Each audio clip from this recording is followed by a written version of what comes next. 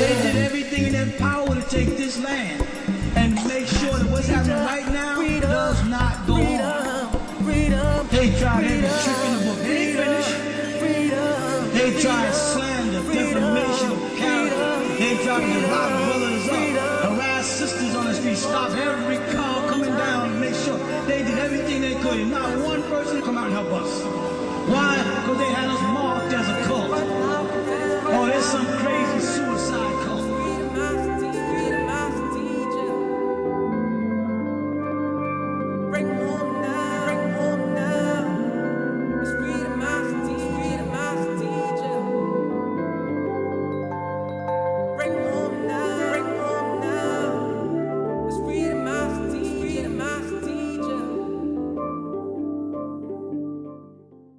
There's a concentrated effort to stop it.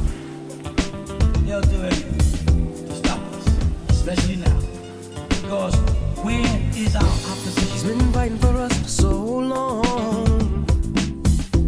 So many schools of thoughts we've been through, yeah, to keep us strong. So tell me, what is it that you're willing to do to make our dreams come true? Yeah, make our dreams come true.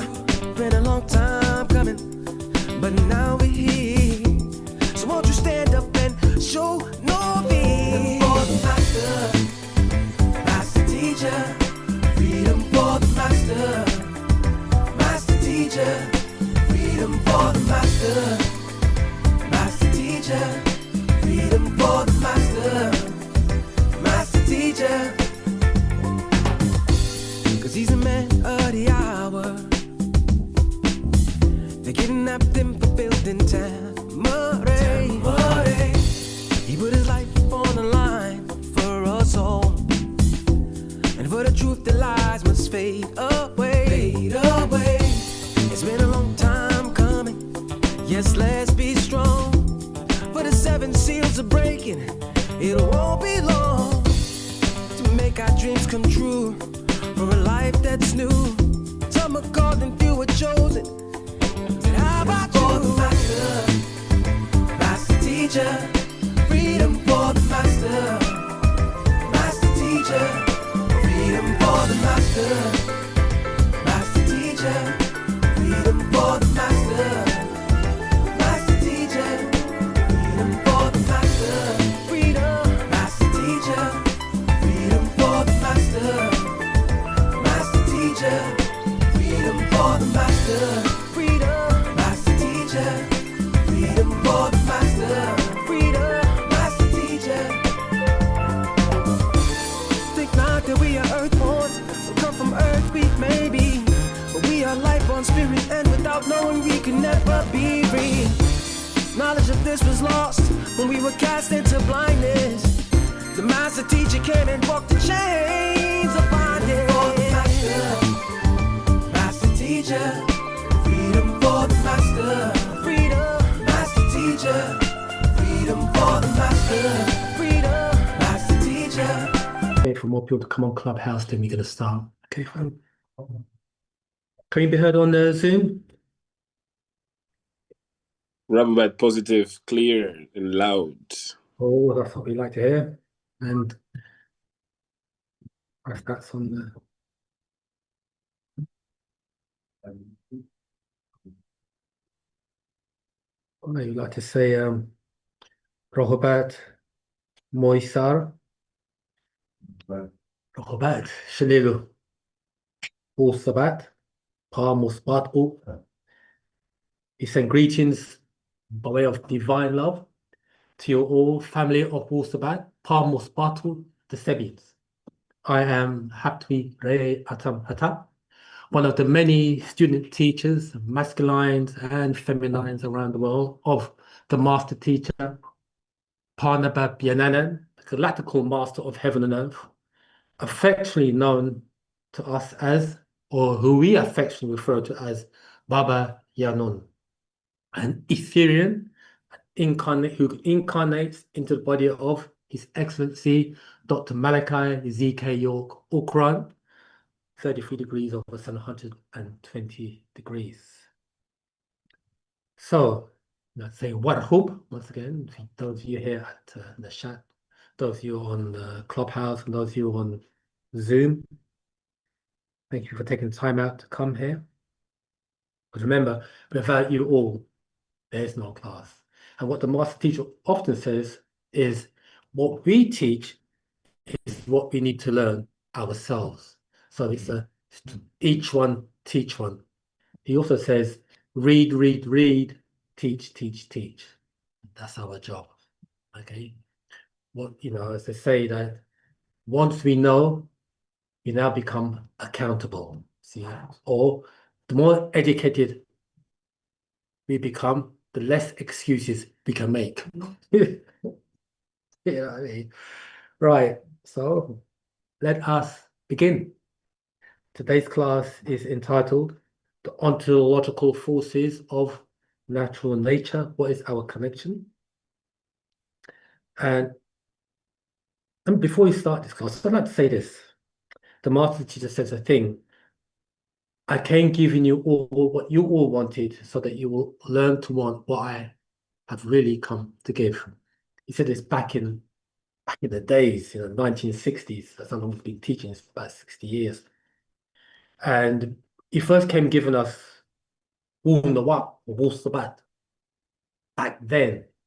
But we were just asking questions about the religion of Abrahamism, Mosesism, Jesusism, and Mohammedism. Then he said a thing, I'll put these books away until the right time, R-I-P-E, arrives, so that I'll give you what I really have come to give. And so he had 30 years from 1970 AD up until the year 2000 to give us what we wanted. And then up to the year 2000, we asked the ultimate of questions, which was, who is God?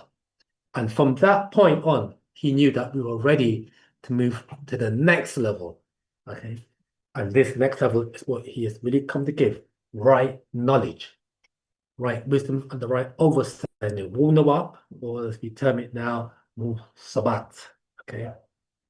So now we are now in a day, time, and cycle, giving us what we need, or we call it the science of sound right reasoning, wu-nuwaupu. And you have to say at this point that life is both a journey and a destination. Life is when you come into Wu-Sabat for some, it's a journey, and for others, it's a destination. And through the many schools that we have gone through, or the many transitions from one school to the next, every time we transition to another level, got those that stay and those that drop off. And so that's what's happened throughout the many years.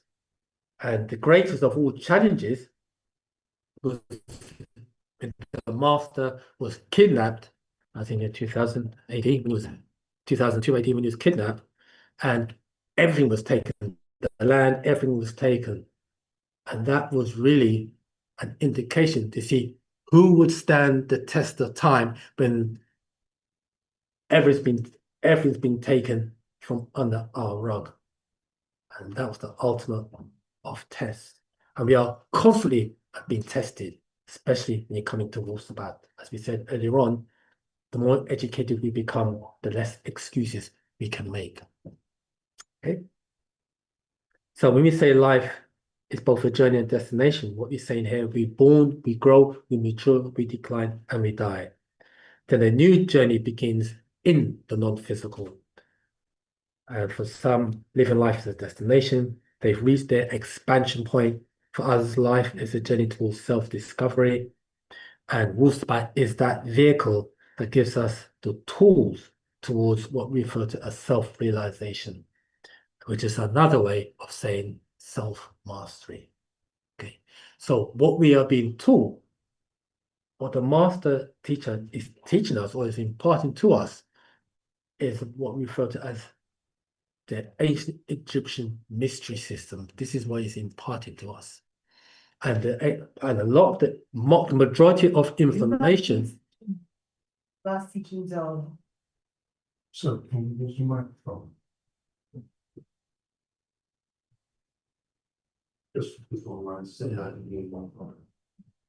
Yeah. Yeah, greetings, Robert. Robert. I'm Sitari. I am at the first, new to this class. So wasn't this the teachings, Egyptians, the last teachings of humanity? Or were there more teachings? Oh, no, that's a good question. It's not the last teachers of humanity. Hear this. It's the first teachers of humanity. You know what I mean? It's the first teachers. All the so-called secret societies, they came, though the Greeks, the Hindus, the Romans, they all came into Tamare and learned under the feet of these venerable black masters. And also these masters also went to other lands, be India and them other lands, to teach as well. And what the people done, they took the information and they, let's say, for lack of a better word, reconfigured it for their people. The Greeks, what they done, they received the teachings of Tuhuti, we say the Hotui in tones, or Thoth. They took the teachings and what they done, they made a composite character, or another character, who they refer to as Hermes Trismegistus. And the 9 principles of the Huti, or we call it the Ha teachings of the Huti, what they done is they actually call it the Hermetic principles. They got the 7 principles, or the 7 Hermetic principles. And you hear a lot of the people today, when they're teaching, especially the Caucasians, when they're teaching from the Hermetic principles, which has its origin in the sacred wisdom of Tahuti, or the Ha teachings of Tahuti. So, if you look at many of the leaders, or let's say the orators of the Caucasian race from 1920s, etc., this is what they're teaching from. See, one character who I do recommend listening to on YouTube, a guy called Neville Goddard, which is a very interesting. Listen to his teachings. It's very interesting because somebody did mention it in the previous class about Neville Goddard, and his teacher was a guy called Abdullah. And this guy Abdullah, sorry, going away from the class, just to give you a little background information. This guy Abdullah was like an Ethiopian who was well learned in Hebrew and well learned in the Bible. But how they're talking is that he himself was a mystic. And he, the one who taught Neville Goddard, plus others, a lot of sciences, but he was referencing the Bible. But he's referencing the Bible not in the way how it's done, probably of orthodox teachings. He refers to God, man, or he refers to God really as each individual as a God being. And so, oh, okay, it's very interesting. Then you begin to realize that we are a triune being. When we say triune being, meaning that we have a God mind, we have a mortal mind, and we have a devil mind, which we are going to go in later on in the class. Okay? So let's let you know that what we are receiving is the highest of teachings from the master. But when I say the highest of teachings, meaning that there are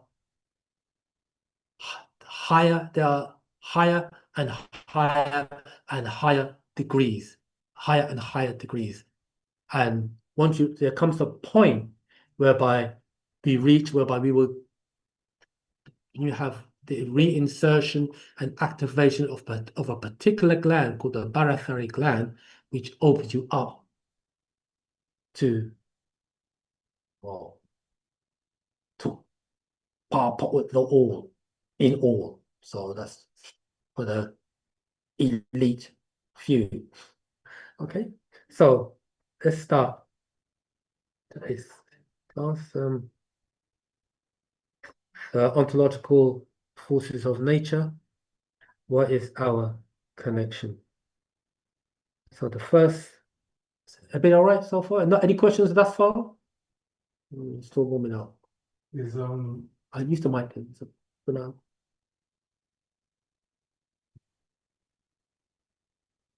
you talk about Neville Goddard when he talks about feeling, the secret to feeling, or his books of that nature, the personal and books. He has to talk about the Feeling is the secret, or something like that, I believe. yes. What he teaches is that that's really imagination. But when you say feeling, you talk about emotion. You say what he teaches.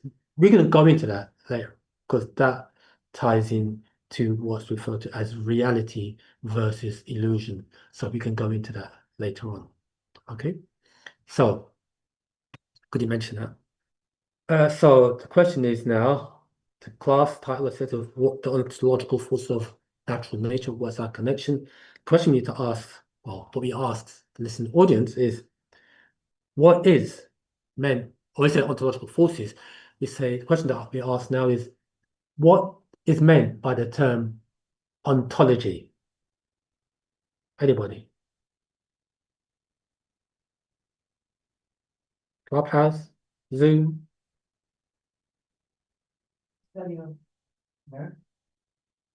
You get in there,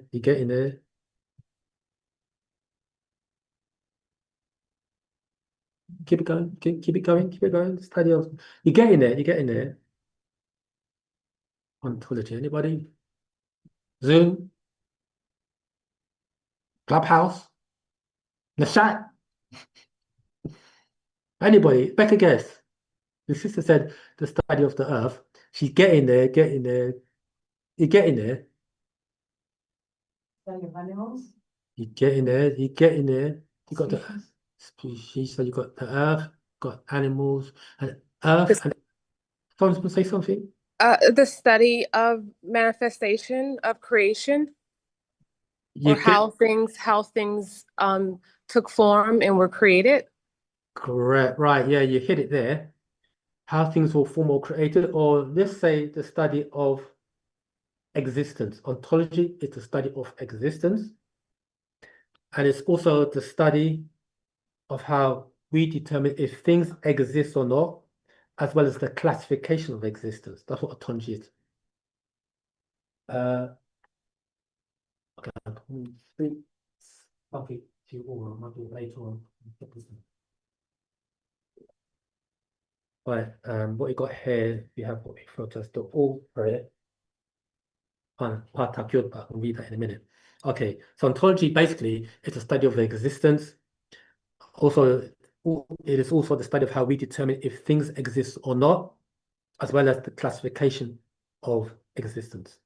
Ontology attempts to take things that are abstract and establish that they are in actual fact real. At its core, ontology is the study of what is. And when we say what is, we are saying what is existence. Okay. I just want to read,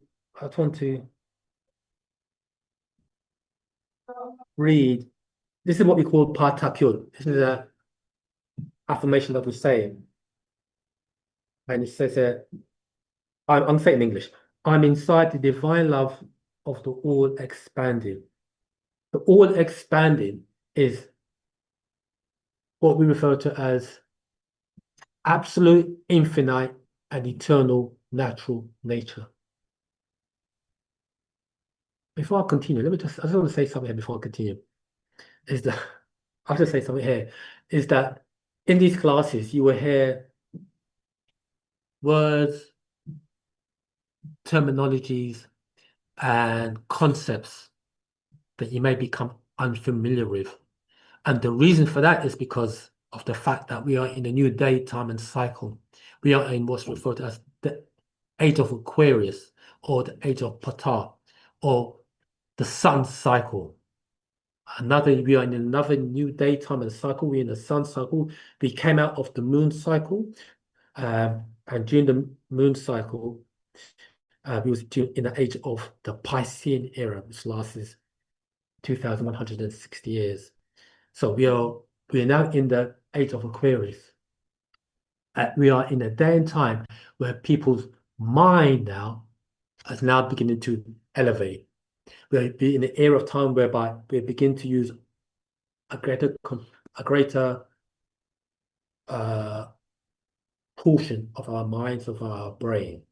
Okay, and this is all being perpetuated and propagated by the forces of natural nature. We would say the 9 etheric forces of natural nature, or we would say the ontological forces of natural nature that is propagating this, so that we are in a daytime cycle where the forces are conspiring to our advancement, not only as 9 ether Nagaranado Negroids, but also as humanity general. Okay, so let me just like to point that out, that we want you to become familiarized with these new words, these new terminologies, and these new concepts. Okay, now what happens is we begin to expand, so we no longer think inside the box. We now begin to think outside of the box, and we begin to think outside of the box, begin to use what we refer to as our God mind, or our 9 mind.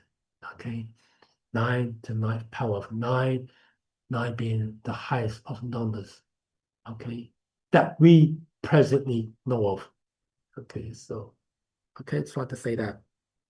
So going back to this here part-particular affirmation, we say, I'm inside the divine love of the all expanding, and all divine love is inside me. Now, what this is the epitome of the ontological forces and what it represents. You call it Copy. Hey, can I just copy afterwards? Okay, yeah. Yeah. So this is as we use in Miss Batia, we would say Anokija with pa shugem pa wood, o kalala shokonja with Leah. That's how we say it. It's a tone, frequencies, and vibration.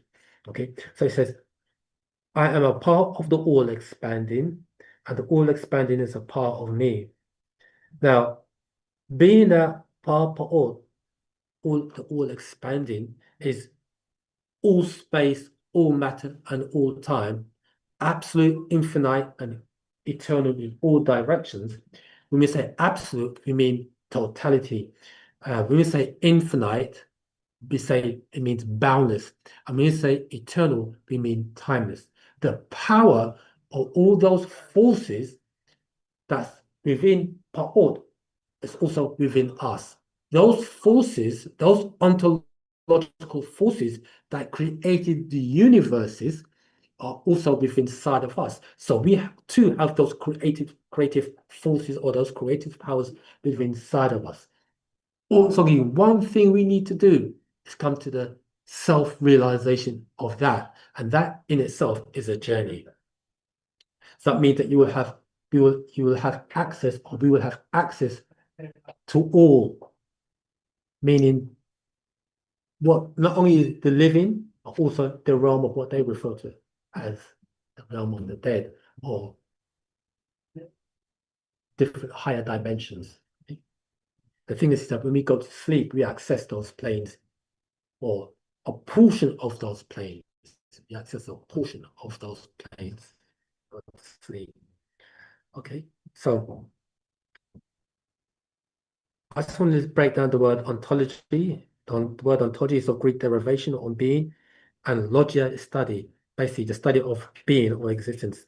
Nature is within these ontological forces of natural nature. And those ontological forces of natural nature is what another term we'd use would be animism. Or we say the word we use in Miss Patia is we are muftar is. The word muftar from the word fatir, which is nature. So we are of natural nature, and the higher beings are of natural nature. Okay, but what we have to do is realign ourselves with those creative forces. Okay, and this entails physical and spiritual practices are taught by way of the master teacher. Panababiyalanan, and what you're taught in Wu-Sabat. Before we continue, anyone got any questions thus far?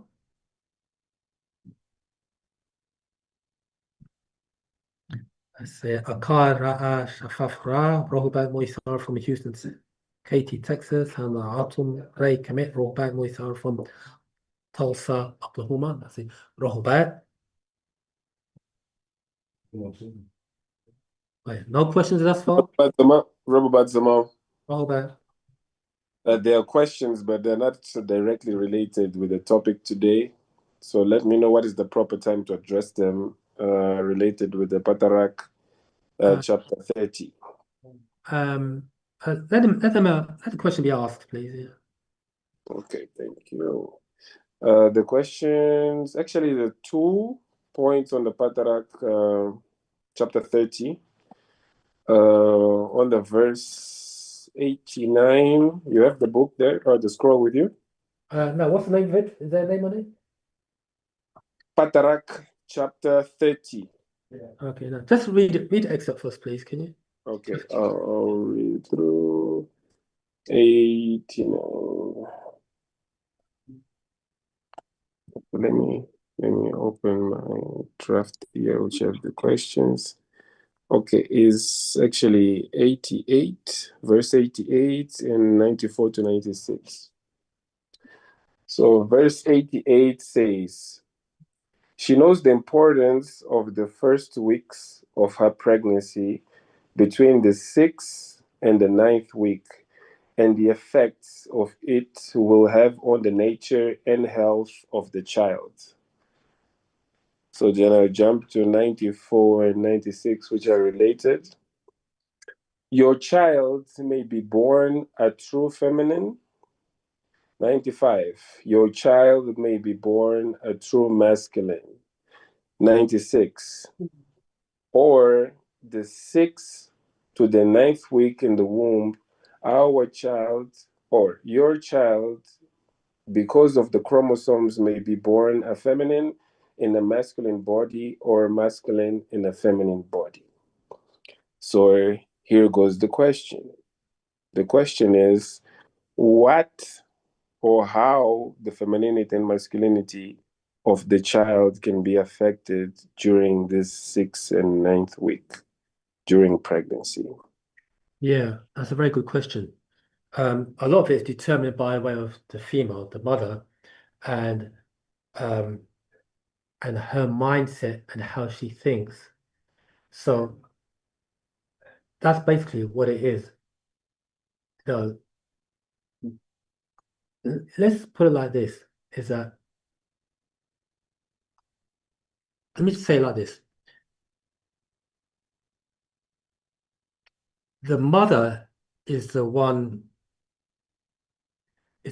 who forms and fashions the child within her womb.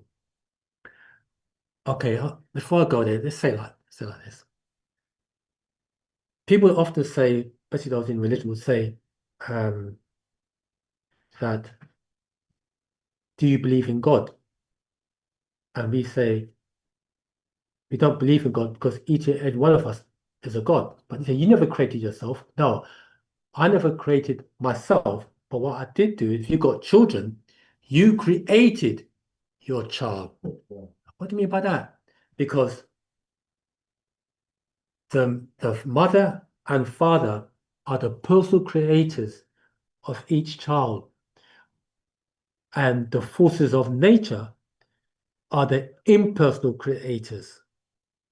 So the divine, or that the divine came through the sperm of the male, and when the sperm fertilized the egg, the mitochondria, which is in the sperm, broke away, and within the head of the sperm is the cellular DNA, or the characteristics of the father. So when the egg, or when the sperm fertilizes the egg and the tail drops off, the mother, she has the cellular DNA and the mitochondrial DNA within the egg, the father only carries the cellular DNA, or let's say the male characteristics. The lineage is carried away of the mother, from mother to daughter. So now, when they fertilize, when the sperm and the egg meet and fertilization occurs, the creative processes now occurs within the female. In her, the word used is raham or womb. And her mentality, depending on her mental state, can determine whether that child would be a full feminine or fully masculine. Or they can determine whether that feminine child will have a masculine nature, or the male child will have a feminine nature. Okay, so it's really determined or based upon the mindset or the mind state of the feminines. That's why when a female is pregnant, it's imperative that she's in a serene environment, for lack of a better word. Okay? Because there's a lot of responsibility that's placed on the feminines. See?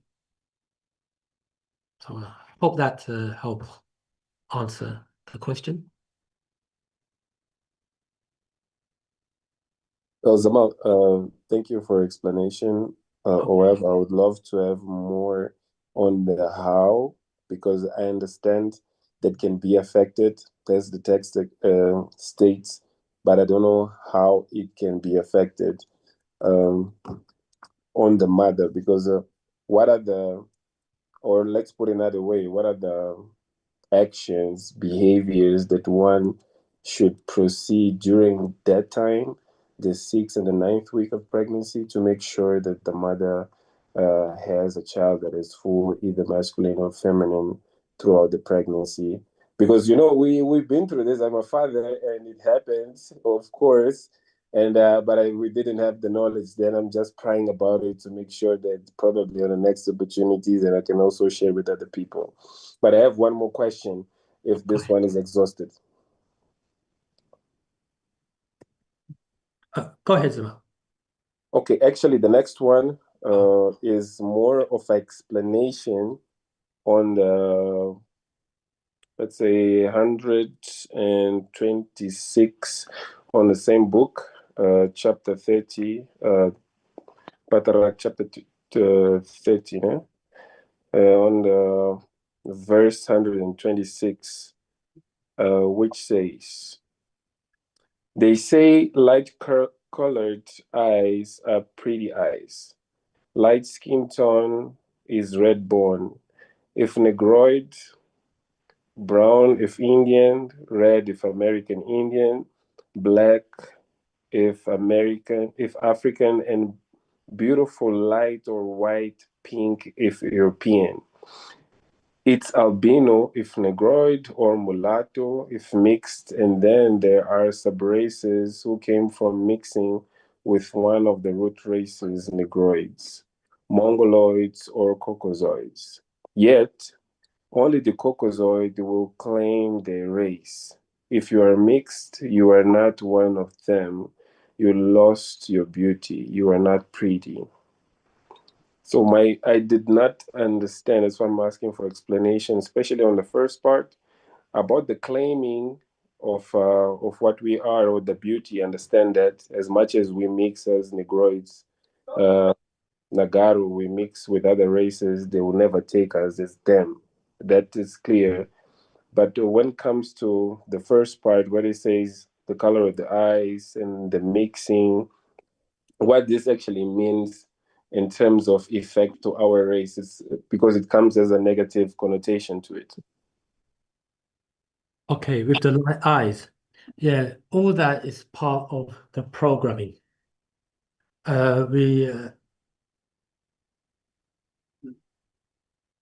All that is part of the programming, and to want to have a child so that it has like light eyes or a light colored skin, what that individual is saying is that, the master teacher says it like this as well. He goes that God made a mistake, of how I look. You see, unfortunately, see a lot of our sisters with the weave on. What they're actually saying is God made a mistake, so I shouldn't look like this. In actuality, the darker the complexion, the darker the eyes, the more nappy the hair, it refers to the fact that the stronger the genes. See, or to put another way, the more supreme the individual, or like as in the Negro race.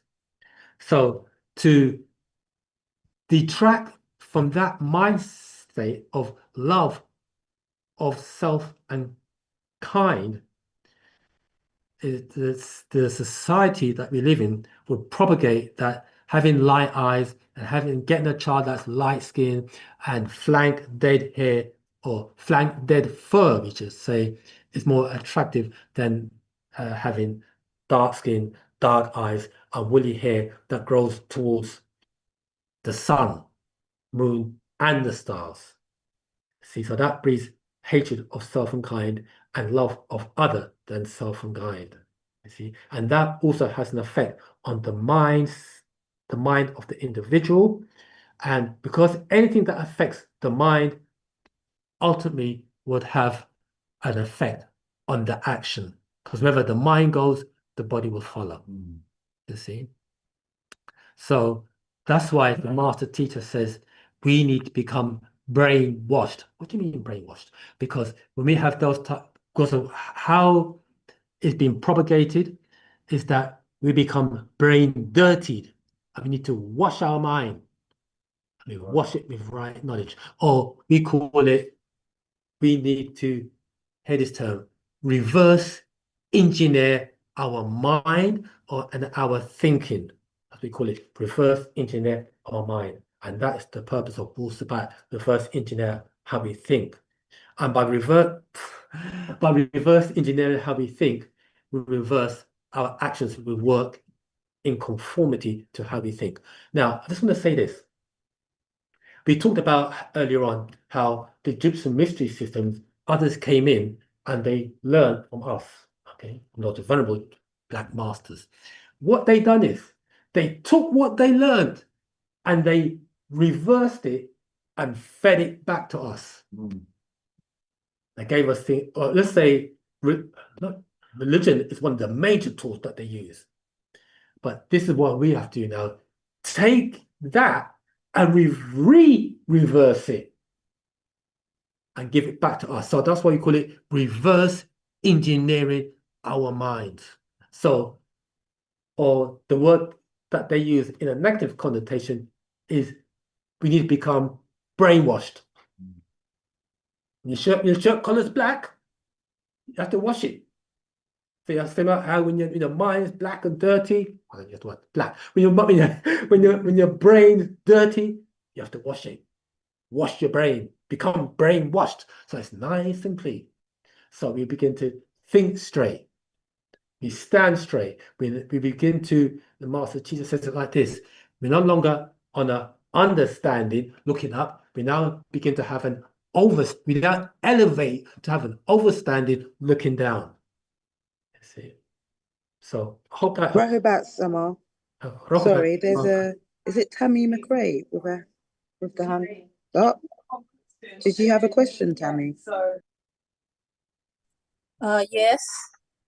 Since he's on the topic about child having a baby and stuff, a question in the scroll, who is God, female or male, verses 124 through 129 describes what causes a child to be born with a male body and a female spirit.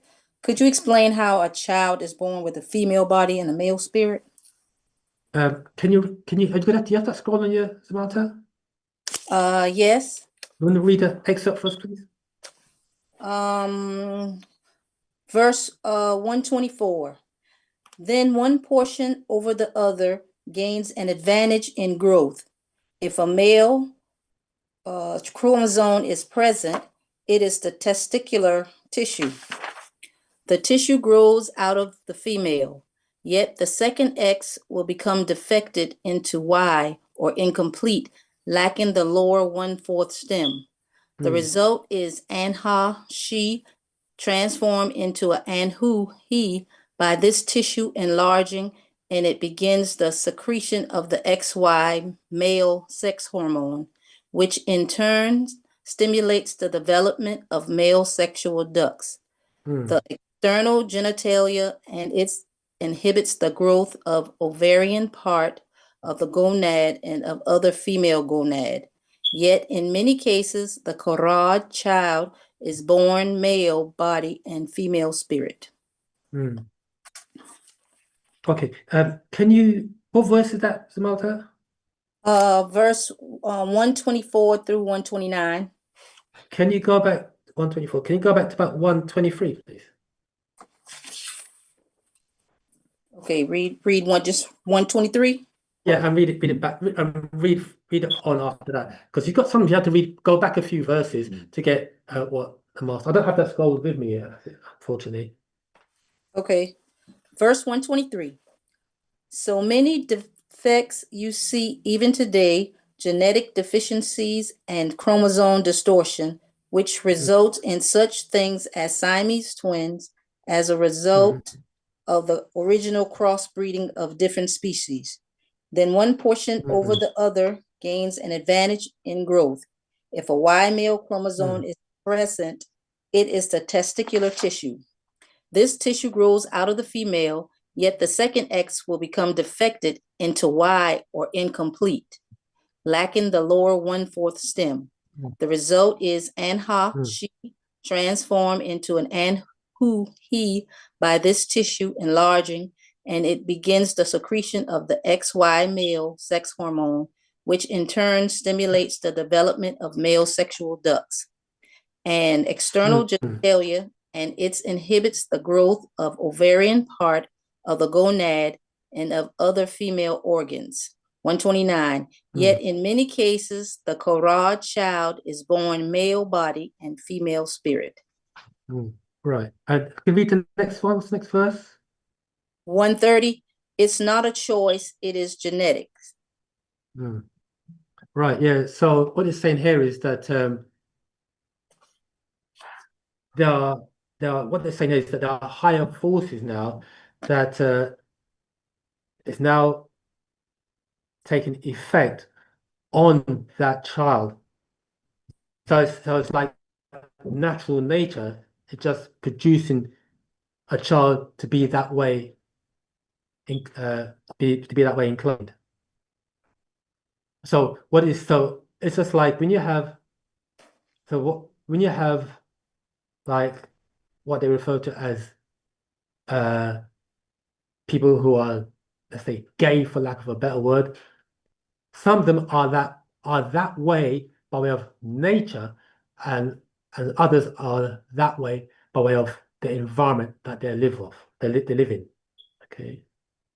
So he just said that there are those who have, what he's saying there is that you may have a male that has a female spirit or personality, and you also have females that have a male personality. So, I mean, the brother's still is he in there? I think he's in still Saluti's Vision, which is on it.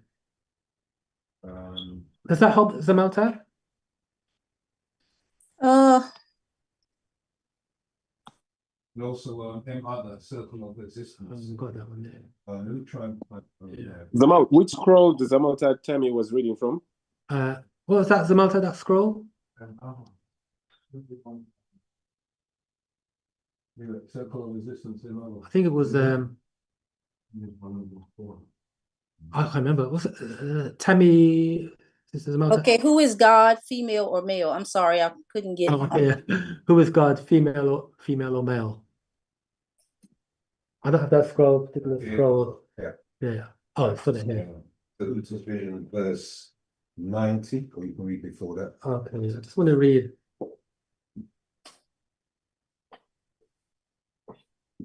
Okay, Zamal just handed me this scroll for Saluti's Vision. Hopefully this will answer your question. Let's have a look. Let's read it. I'll start from page.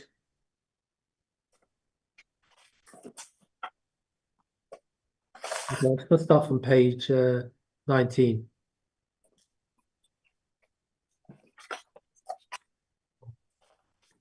Okay, let's read from page 19, verse 19. It reads, "Then the Houthi desired to know why mortals should be deprived of immortality, judged for what they had no part in becoming.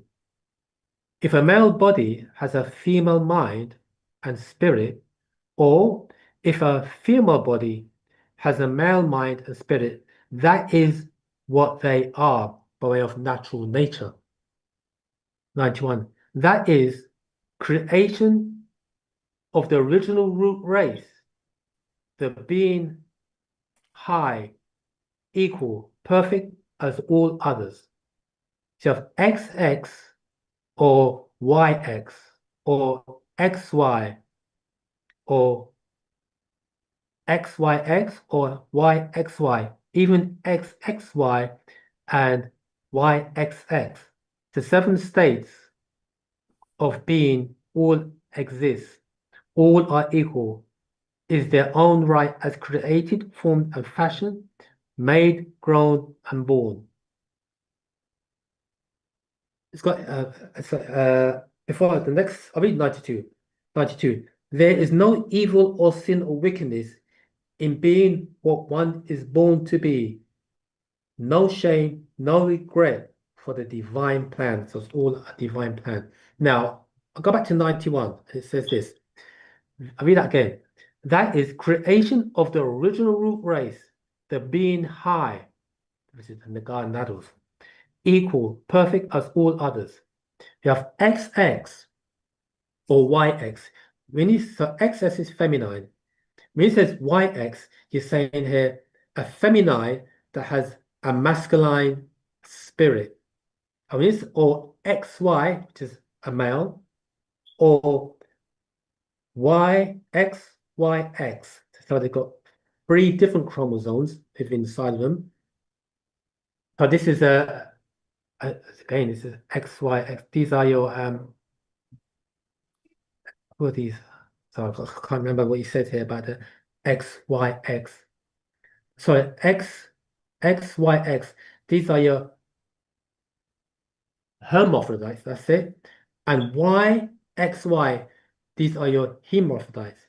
But even you have XXY and YXX. I don't know what these are as well. Okay. So what he's saying here, the 7 states of being, all exist, all born, all are equal, is their own right as created, formed, fashioned, made, grown, born. So this is all, as it says here, this is all part of a divine plan. That is what it is. I'll continue to read 93. So I hope that helps, Malta. Okay, thank you. Okay. I want to read 93 to continue on that. The great Asar answered to the ignorant, the body is supreme, and they are incapable of realizing the immortality that is within them, knowing only the body, only what they think they see on the outside of a temple. The temple can be destroyed. What was learned inside can never be altered or forgotten. The body is subject to death. The soul inside can never be altered or forget. The outside of the temple, as the outside of the body, can be changed, yet that does not, cannot, will not change its true purpose, its reality. I'll continue reading. So what it's saying here is that on the outside, because with these different type of states, XX, YX, or XY, or YXY, etc., etc., that breeds a certain type of mindset that's inside the individual, and that is just how natural nature works. But what he's saying is that no matter what they do to the outside, that's what they are inside, and they cannot be changed. 94. The ignorant only fear what they feel from inside and hide what they know is calling out to be noticed. But in death, once they shed their garment of flesh and the outer garments over which they covered it, 95, all that is physical or matter will change its appearance to become dust without shape, form, or identity, not recognizable, gender. But what was hidden inside of the real being will remain unaltered. So they fear death because they worship what they only see of substance, which is the cause and reality of death. Death has no gender, nor does its twin, who is known as sleep. Okay, so in answer to your question, Samantha, that is just how natural nature works in terms, as it says, got a little diagram here of the gender seal. So I don't know when you're gonna do a further build, but I've got other which I normally call my. Want to read it out, Samantha, first, please? Got another brother going to add a further build, Samantha, to your question. Okay. Yeah, so this is from other circle of life.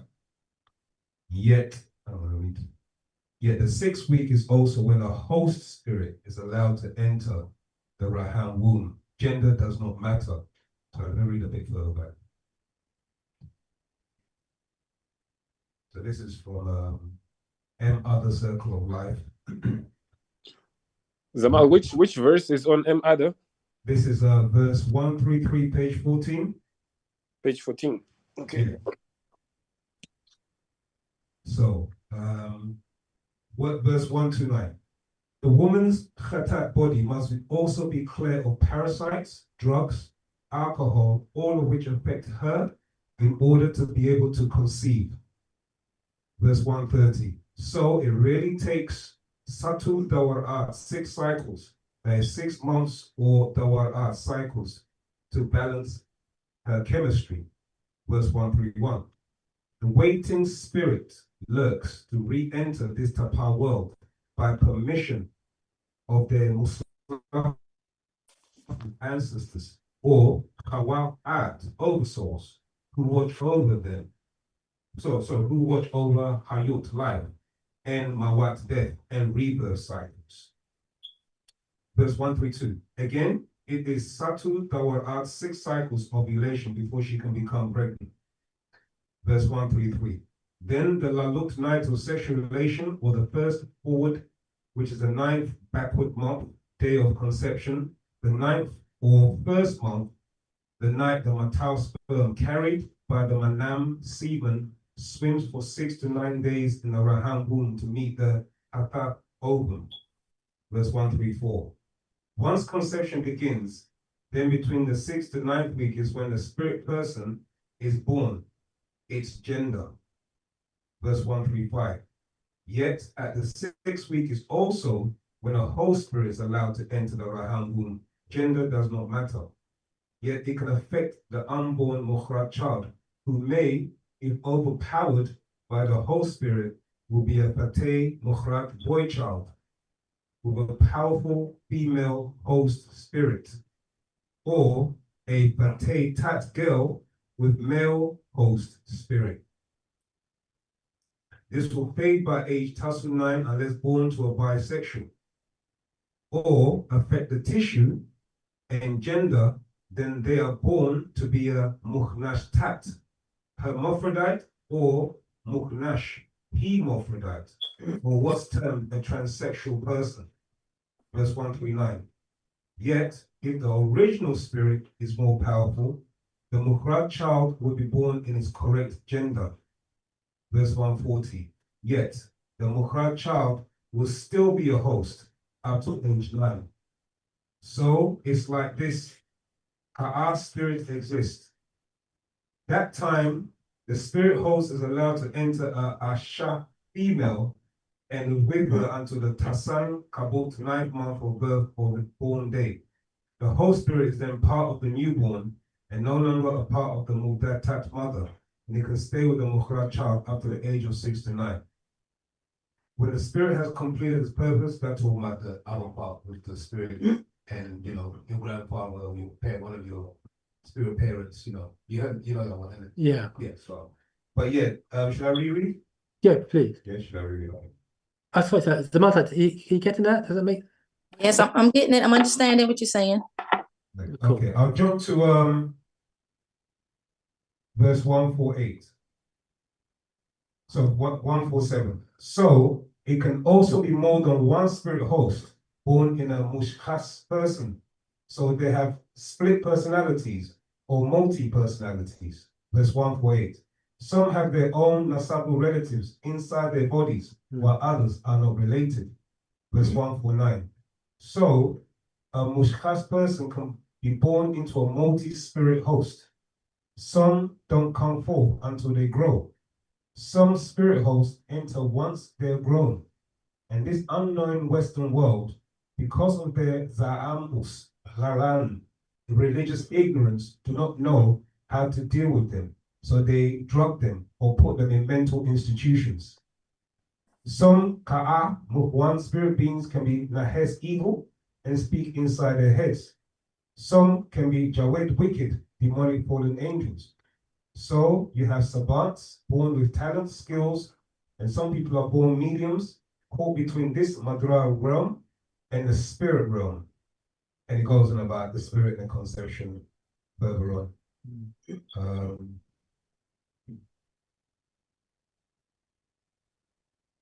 So each person has their mother's past 4 generations of Wu-Sabat relatives, and their father's past 4 wu-nuwaup generations of relatives, and all who they mixed with, all speaking from inside. You call them, they said, and you can be born with one spirit or more than one, or just the one you are to share a hayut dawa'at life cycle, or be returned over and over until a perfected spiritual being grows into a ba'a soul. But would you like to reread from the top? That's all right. It's a lot there. Yeah, it's a lot there. Yeah. So the essence is that during conception, there is outside, there's asfalat, but there are influences, divine influences that can affect the mentality of the child while still doing conception. Okay, and these forces can be agreeable and or disagreeable, and the effect comes from by way of the father, 4 generations down from the father, his mother and father going back 4 generations, and on the side of the female going back down 4 generations. So they all have an effect on that unborn child. Okay, and that, so basically, plus you got forces, external forces that also can have an effect on the unborn child, or I'll say unborn, but yeah, the unborn child, for lack of a better word. So that has an effect on their mentality and also an effect on their chromosomes as well. See, while still in the womb of the mother. See, so basically there's external forces, for lack of a better word, that has an effect. Let's see. Rahubat? Rahubat. Hope that helped, Sammy. I'm sorry, I missed the title of the scroll he was reading from. It was M other circle of existence. M other circle of existence. Tawanto. You're welcome. Rahubat, I'm not sure if you've addressed the questions in the chat as well. And Zoom. No, can you can you answer that as well? Can you ask those questions, please? So you've got Astro Bachelor. Okay. Who are the beings that are coming for us 9 ether people? They will give us back our barythry gland. Who are these beings? Okay. Well, they're not coming, they're here. The one you refer to really is the master teacher. Okay. But to give you back the barythry gland, all happening is 2 processes One, you're born with it, and the other, it has to be reinserted. And that will happen, only the elite few will be privileged of that, of the bilateral gland. So the answer to your question would be the one who's sent is the master teacher. You see. But he also mentions that there are Ethereans with him who have not been exposed. Okay, so basically to answer your question is that you got the higher beings. Okay. You ready for the next one? Next one, please. This is Aset Hitep. Can you please give an example of what type of mental space would create either scenario? Repeat the question, please, Samal. Yeah. Can you please give an example of what type of mental space would create either scenario? Rahul, that goes back to when you were talking about the male child with feminine energy or female child with masculine energy. And you were talking about it depends on the mentality of the mother. And I was just wondering if you could give an example of what type of mentality or mental vibration would create either scenario. All right, yeah, the master did say that the female should be really in a serene environment for as much as she can throughout her pregnancy. You see, that's it basically. Here in the West, though, we are a product of the environment that we live in. So the environment has a direct influence on especially the unborn child. And as we read earlier on, you also got forces or let's say divine forces that can also have an influence on the unborn child as well. You see, as we read it all from that scroll, mother circle of existence. So purchase that particular scroll and that would point you in the right direction. Okay. Hope that helps, Amalta. If not, Tua, thank you. Okay, you're welcome. Any more questions on Zoom?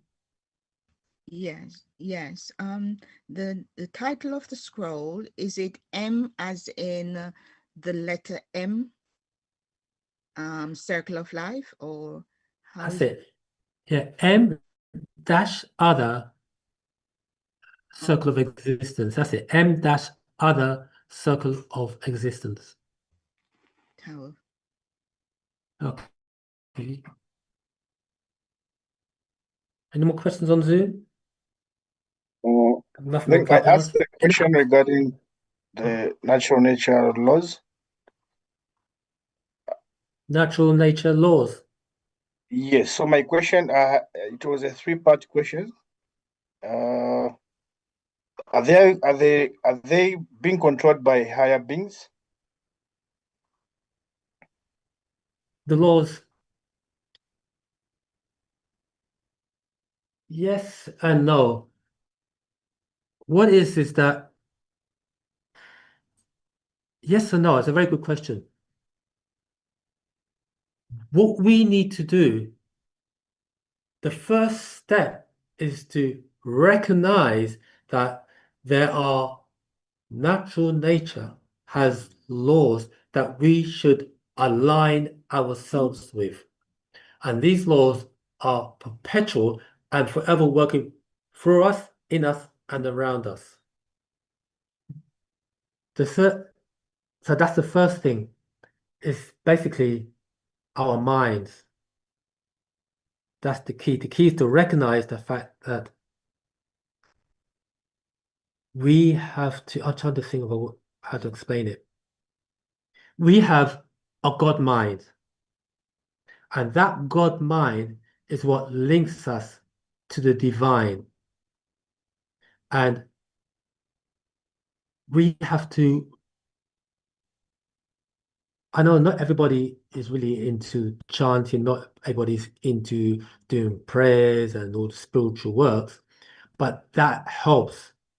We also need to have what's referred to as to be introspective, looking, taking that journey within inside ourselves, because the laws are the one scroll that would really help point you in the right direction would be the sacred wisdom of Tahuti. Because within that particular scroll, we have what's referred to as the 9 doctrines, or they say the 9 principles of Tahuti. Just want to pull this up here. There are 9 doctrines or principles of Tahuti. This particular scroll is like an operating system. That the first principle is mental. That's the first one. The 9 doctrines or principles is first is mental. Mental being that all is mind and mind is all. And what we need to do is realize that once we are in the scientific term is synchronicity with these laws or rules of nature, then things will work towards our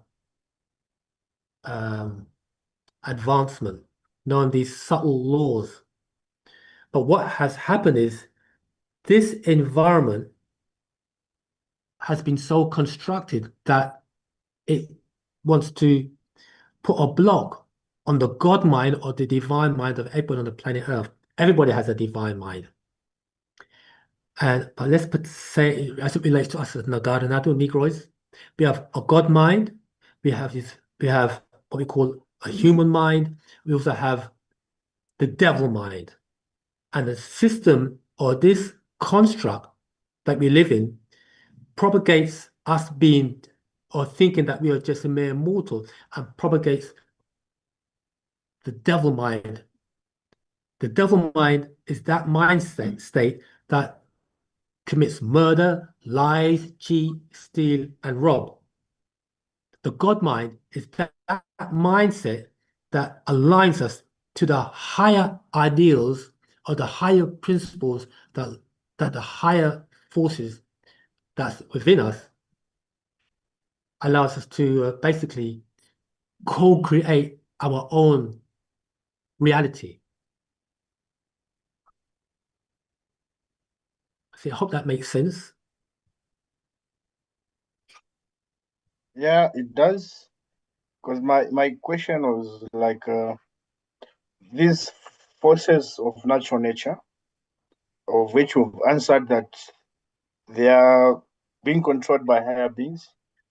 So my other follow-up questions would be, if that's the case, so does the personal biases of those higher beings affect the kind of laws they make for us? Or how does it happen at a higher level? Right. I think I get the question that you are asking. Let me just read an excerpt from the Sacred Wisdom. Right. There are laws. Let me read an excerpt from here.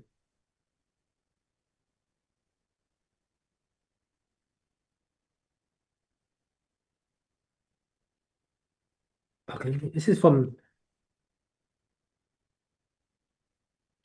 the Sacred Wisdom of Tahuti. I'm reading from chapter 5, page 102, and it reads: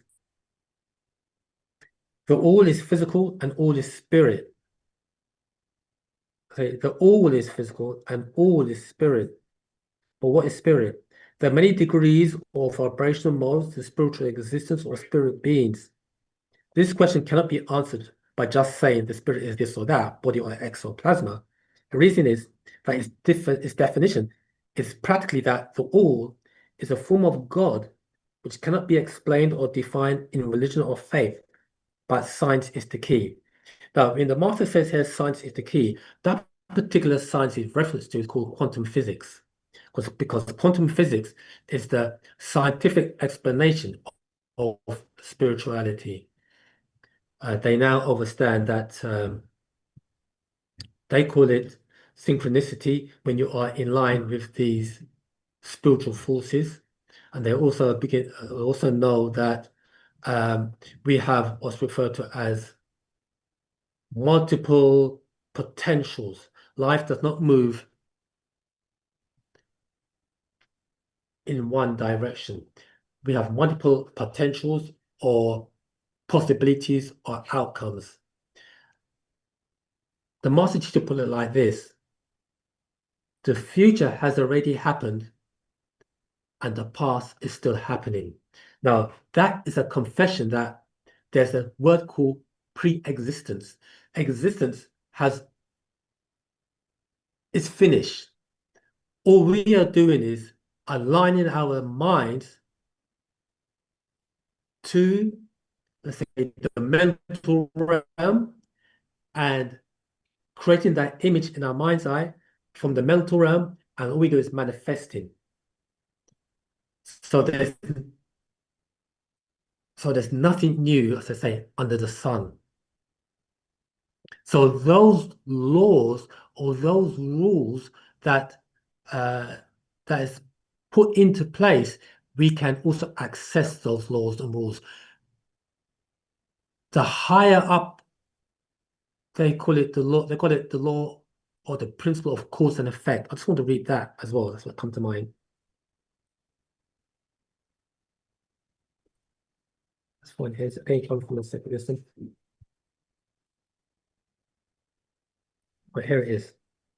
This is again. Okay.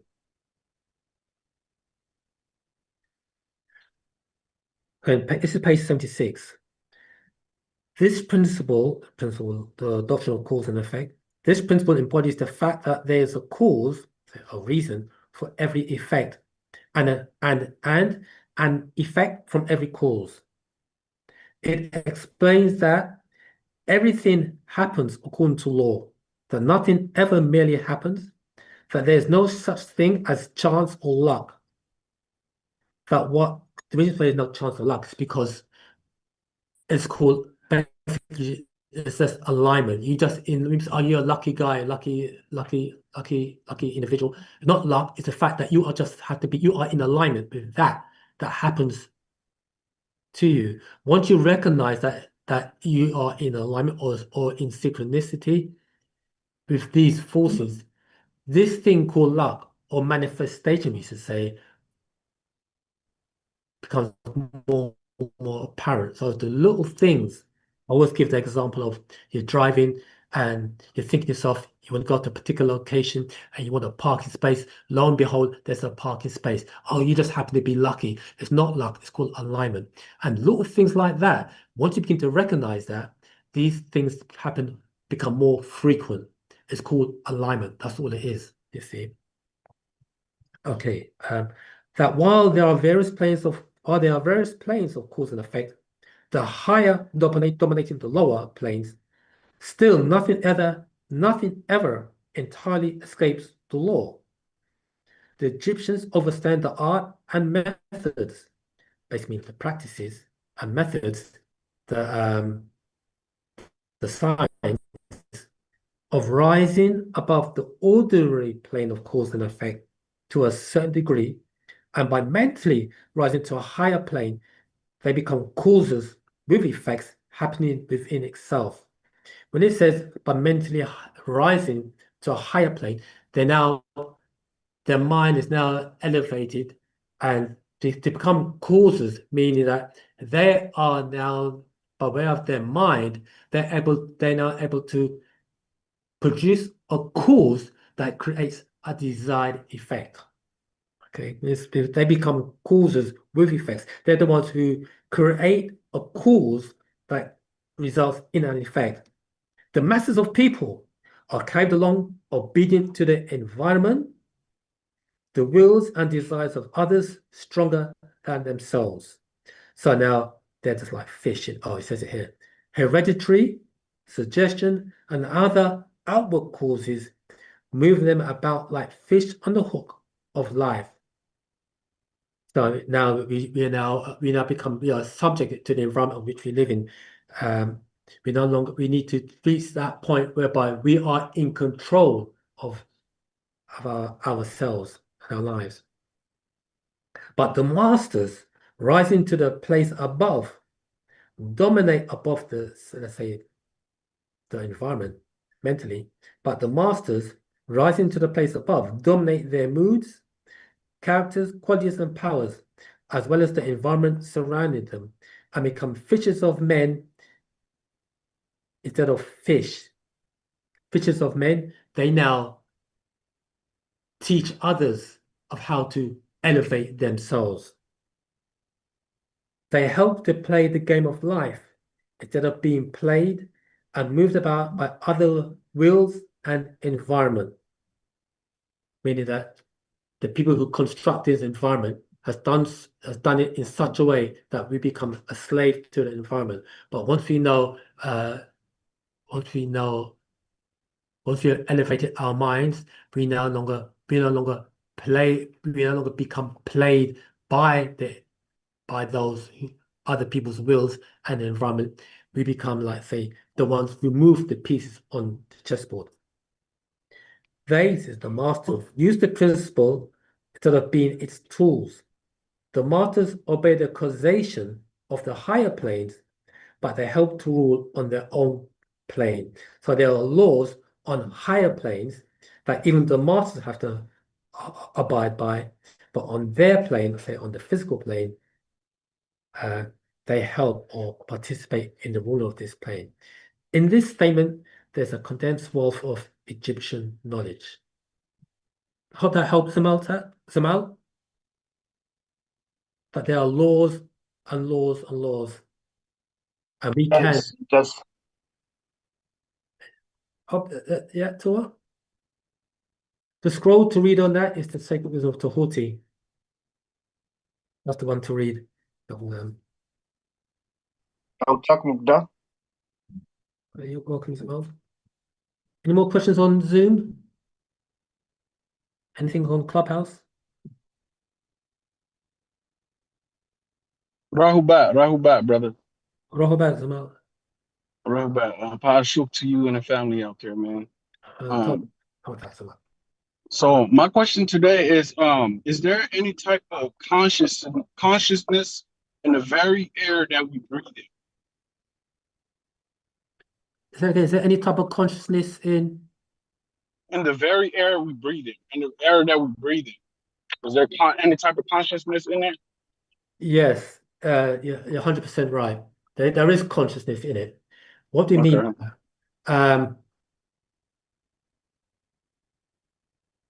When we say the air we breathe, put it like this: we have the earth, we have the air, or we say we have the air, we have the wind. Sorry, the wind, the air. We have the water, we have the sun. These are, I told the guy work about this. These are what we call its, and they are without any one of these its, because there's no gender. You know, when you say what's the gender of the air, what's the gender of the earth, what's the gender of the sun? It has no gender. It is both masculine and feminine principles, but there is consciousness, or there's consciousness and there's consciousness, meaning it has intelligence and they are living entities. It's alive in that it's what sustains us. See if you can hold your breath. You can only hold your breath for X amount of minutes if it's possible. Then you know about it. The same with water, or the four elements. The water, we need water to sustain us. We need air to sustain us. We need the earth to sustain us, and we need the sun to sustain us.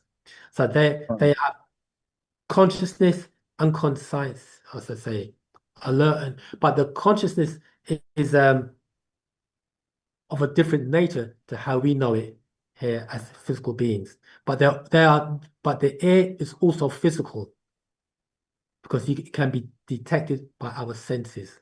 Okay, so it's physical. The only thing is that we cannot see it. Okay. Okay, so yes, it has consciousness. but not to that Right. degree. Okay.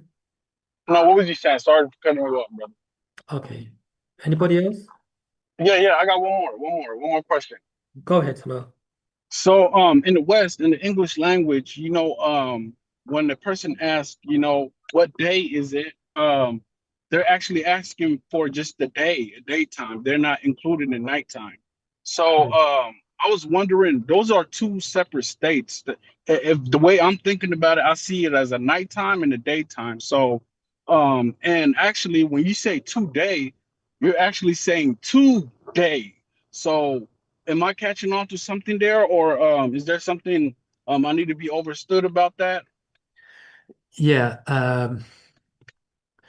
You see, the English language is very ambiguous because Right. according to their Bible stories, the day start, sorry, for lack of a better word, the day started during the evening and ended at dawn. That was Right. according to the Bible stories. But when they say night and day, that is also a trick. What is that all it is that this planet Earth rotates around the sun, and the part that's referred to as night is the planet is just in the shadow of the sun. The sun is always shining, but it's just that that portion of the planet that's not in direct uh, position to receive the rays of the sun is in what we call the shadow hour. So really it should be the shadow hour period and not night. Night refers to the absence of light. See, so it's a trick that they play on us with words. So according to the Bible, you read the Bible carefully, it says that it was evening and morning was the first day. That morning would be dawn. So really, the so-called daytime will be what they refer to as the daytime hours would be, according to the Bible, would be I don't know what other word to use. Shadow hour. The shadow hour. The daytime hours would be the shadow hours, and the nighttime from dusk until dawn would be the daylight hours, for lack of a better word. So basically, it's backward, according to the Bible that people read. Okay. So does that have any effect on timing or the timing that we've been taught about? Yeah. Again, that's a very good question. The master teacher put it like this: that time is an illusion in the physical. Time is just an illusion. But he refers to it as fate time. Let me just read an excerpt from the Holy Tablets. The master teacher addresses that very well in the Holy Tablets. He's looking at chapter 1 of the Holy Tablets. So this one says that time is an illusion. We have what we call real time. We have fake time. And we have our own zero time reference. Now, the zero, let me just read it here from the Holy Tablets, so you get a better understanding of that. Each individual, this is the Holy Tablets, chapter 1, this is page 69, chapter 1, tablet 7, reading from verse 88. Each individual has a zero time reference, a tone reference, and a vibrational level. When it says zero time reference, that's the time where it was conceived. And tone reference, that's based upon our voice box and how we speak. That we vibrate on a particular tone reference, and a vibrational level, how our body vibrates. 89. Yet you exist all in what's called set time, and set time, which exists within real time. That is, each That is each individual's real time, their point of origin. Now, we have what we refer to as, before there's conception, there's inception, which is the moment before the sperm fertilizes the egg. When the sperm fertilizes the egg, that point is called conception. And when we are born, that's called reception. Okay? So there's different time frames. I just want to jump to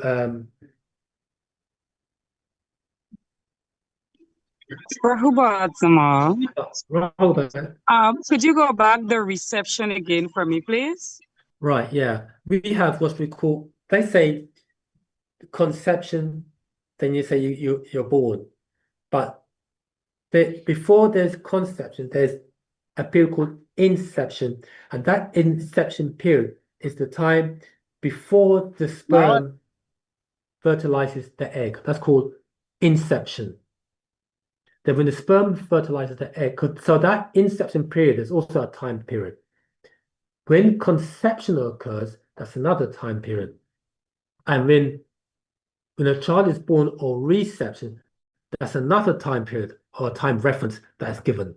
So what it is that we are taught that when a child is born, that's their that is when time starts, but times for that individual, but that time starts way before during conception. I don't read, and in terms of time, before we go into conception, etc., let's read this section here from the Holy Tablets. On page 69, this is verse 93. Time does not move forward, nor has it come from behind. It has always been. Time does not ascend upward, nor has it descended from above. Time is now. Now is time. Time is. Then, now is not then. So the master teacher put it like this: the future has, we said it earlier on, the future has already happened, and the past is still happening.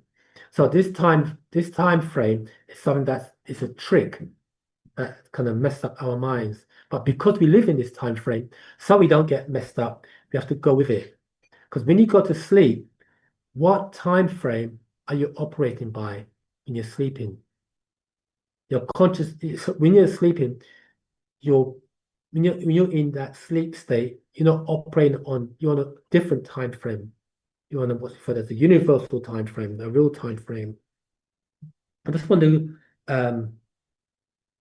jump to verse 4. This is tablet 8, verse 4 reads, each individual conceived has a zero time reference from the moment of inception, the moment or incident in pure and holy darkness, before cause or effect, before right and wrong, good and evil, before chaos and conception,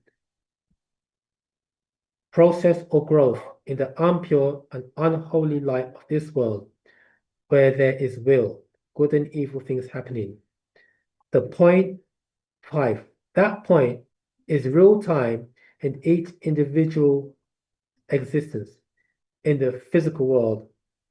From the point, from conception is fate time. Hear that?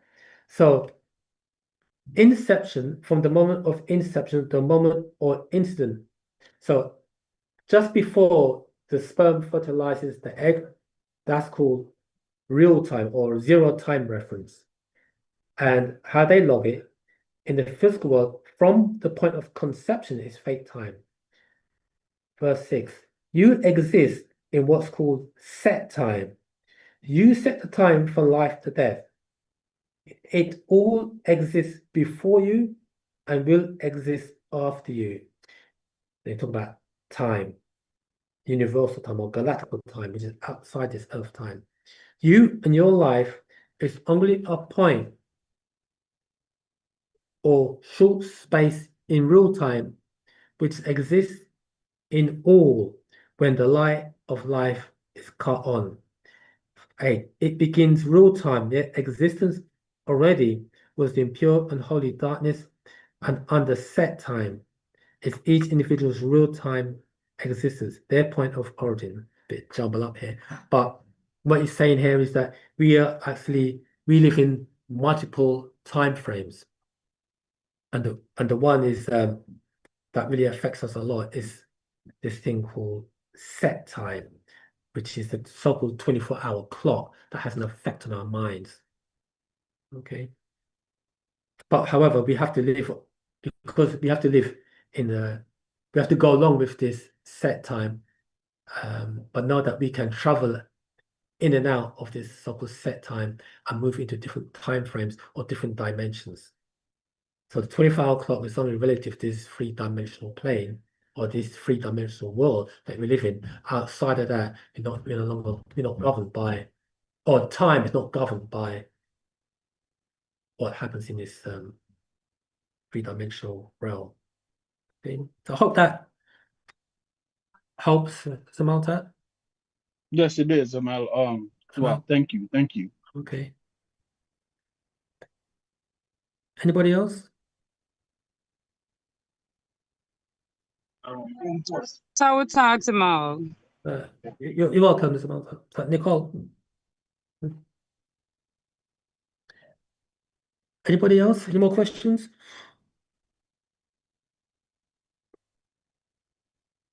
Did you mention a 25-hour clock, or is it just? Oh no. Did you say 25-hour clock? Sorry, the 24-hour.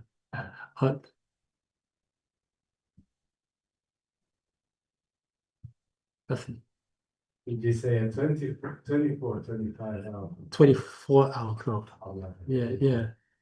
So yeah. So yeah, the time is a trick and a trap, you see. So yes.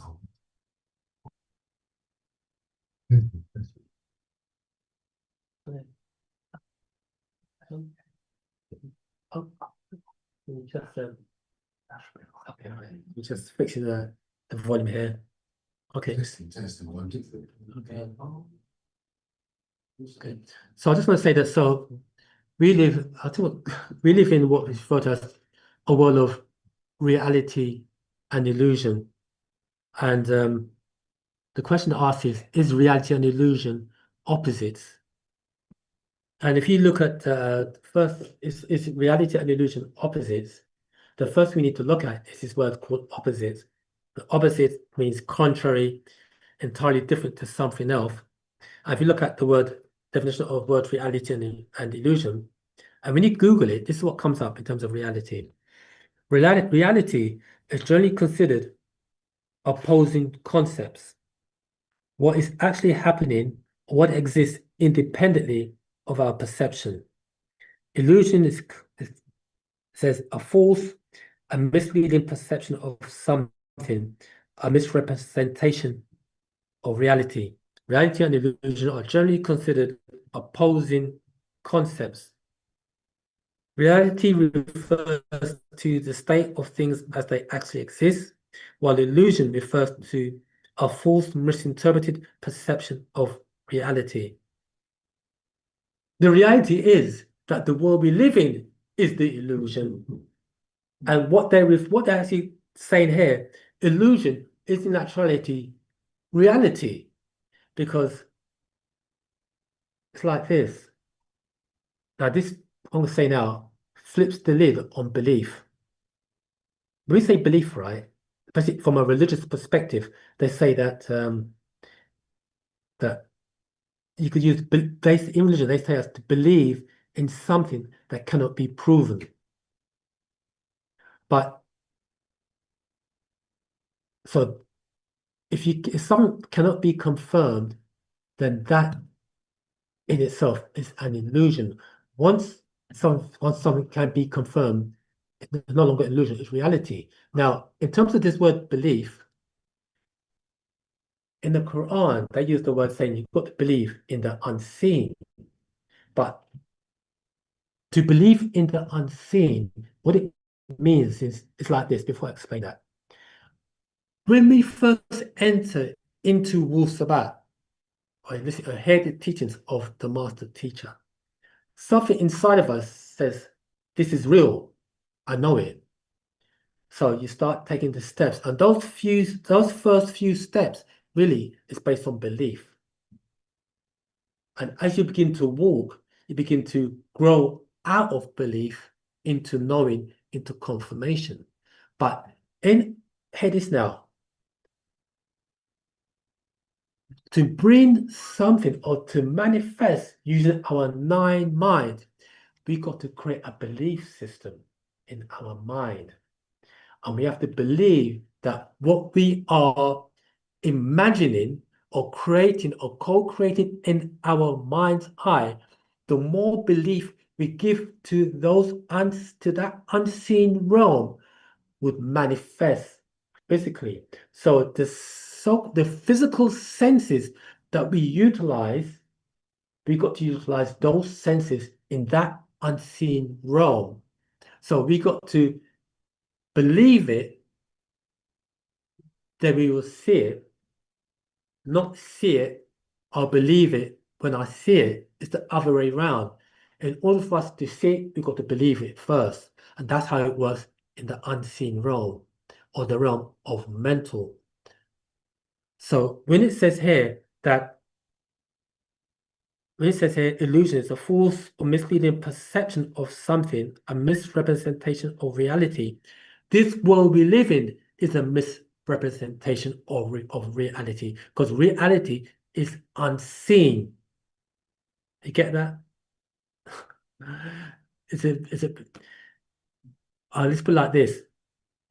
Before a thing manifests, it had to manifest in the mind first.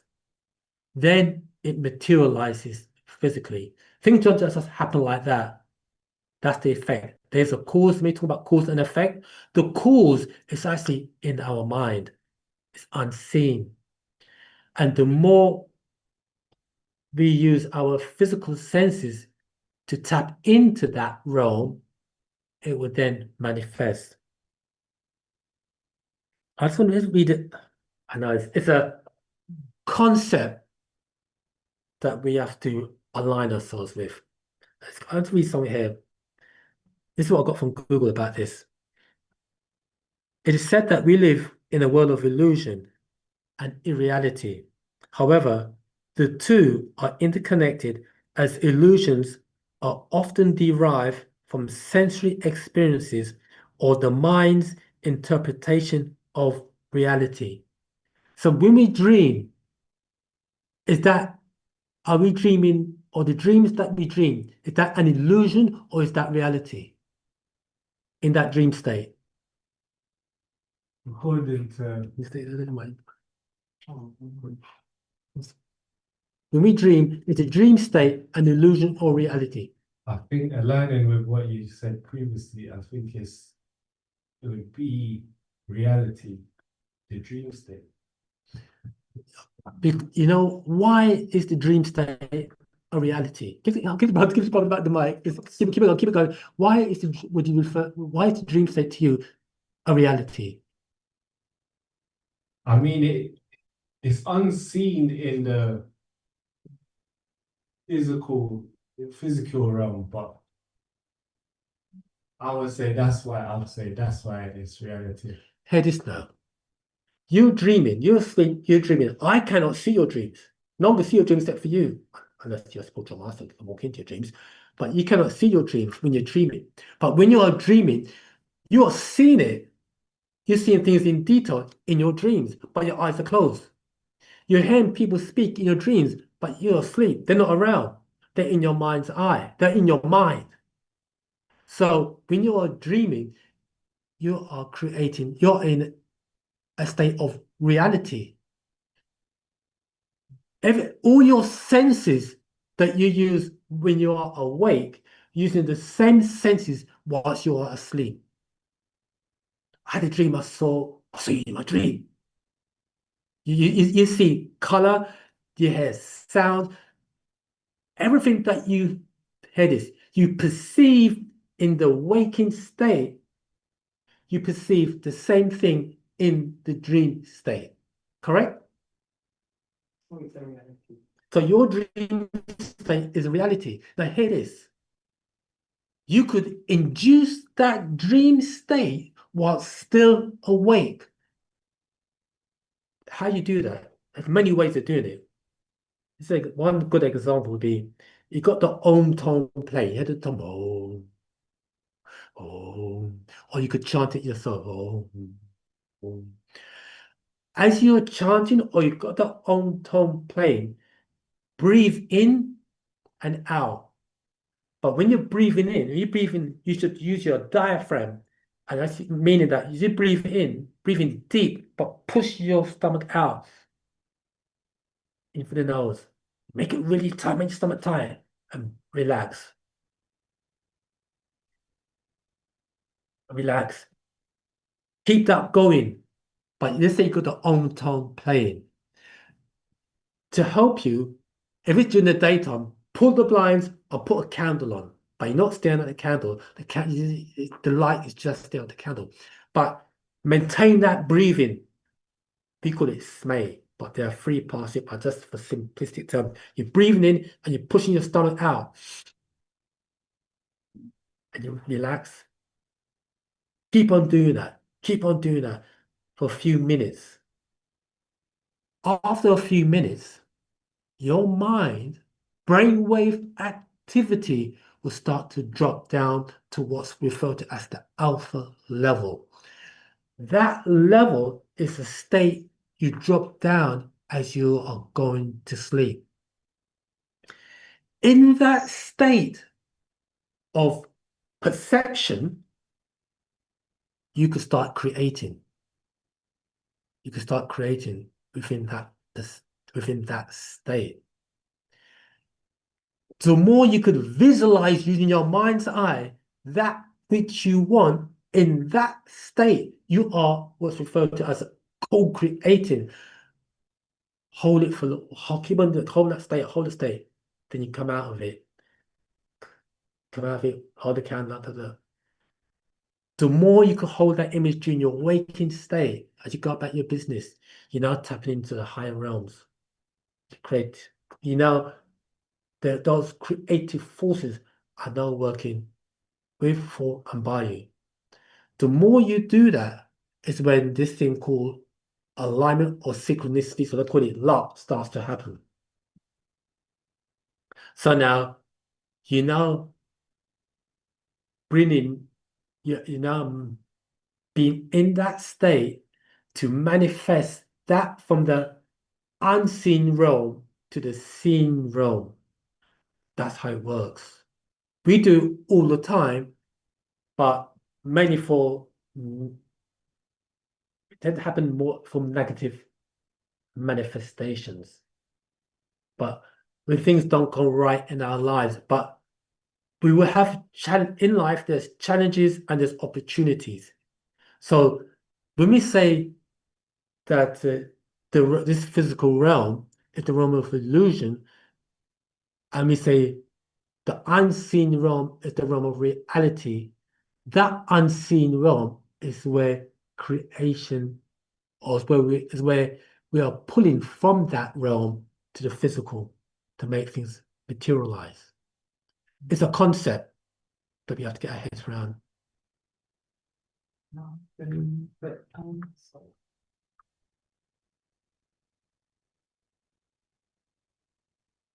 Yeah. Can the manifestation be from thinking positive? Well, it should be positive, but can it also go into the negative? Yeah. Like you're saying, pulling down. Yeah. We all want it to be positive, but can it be negative? Yeah, I hear what you're saying. The deciding factor is our emotions.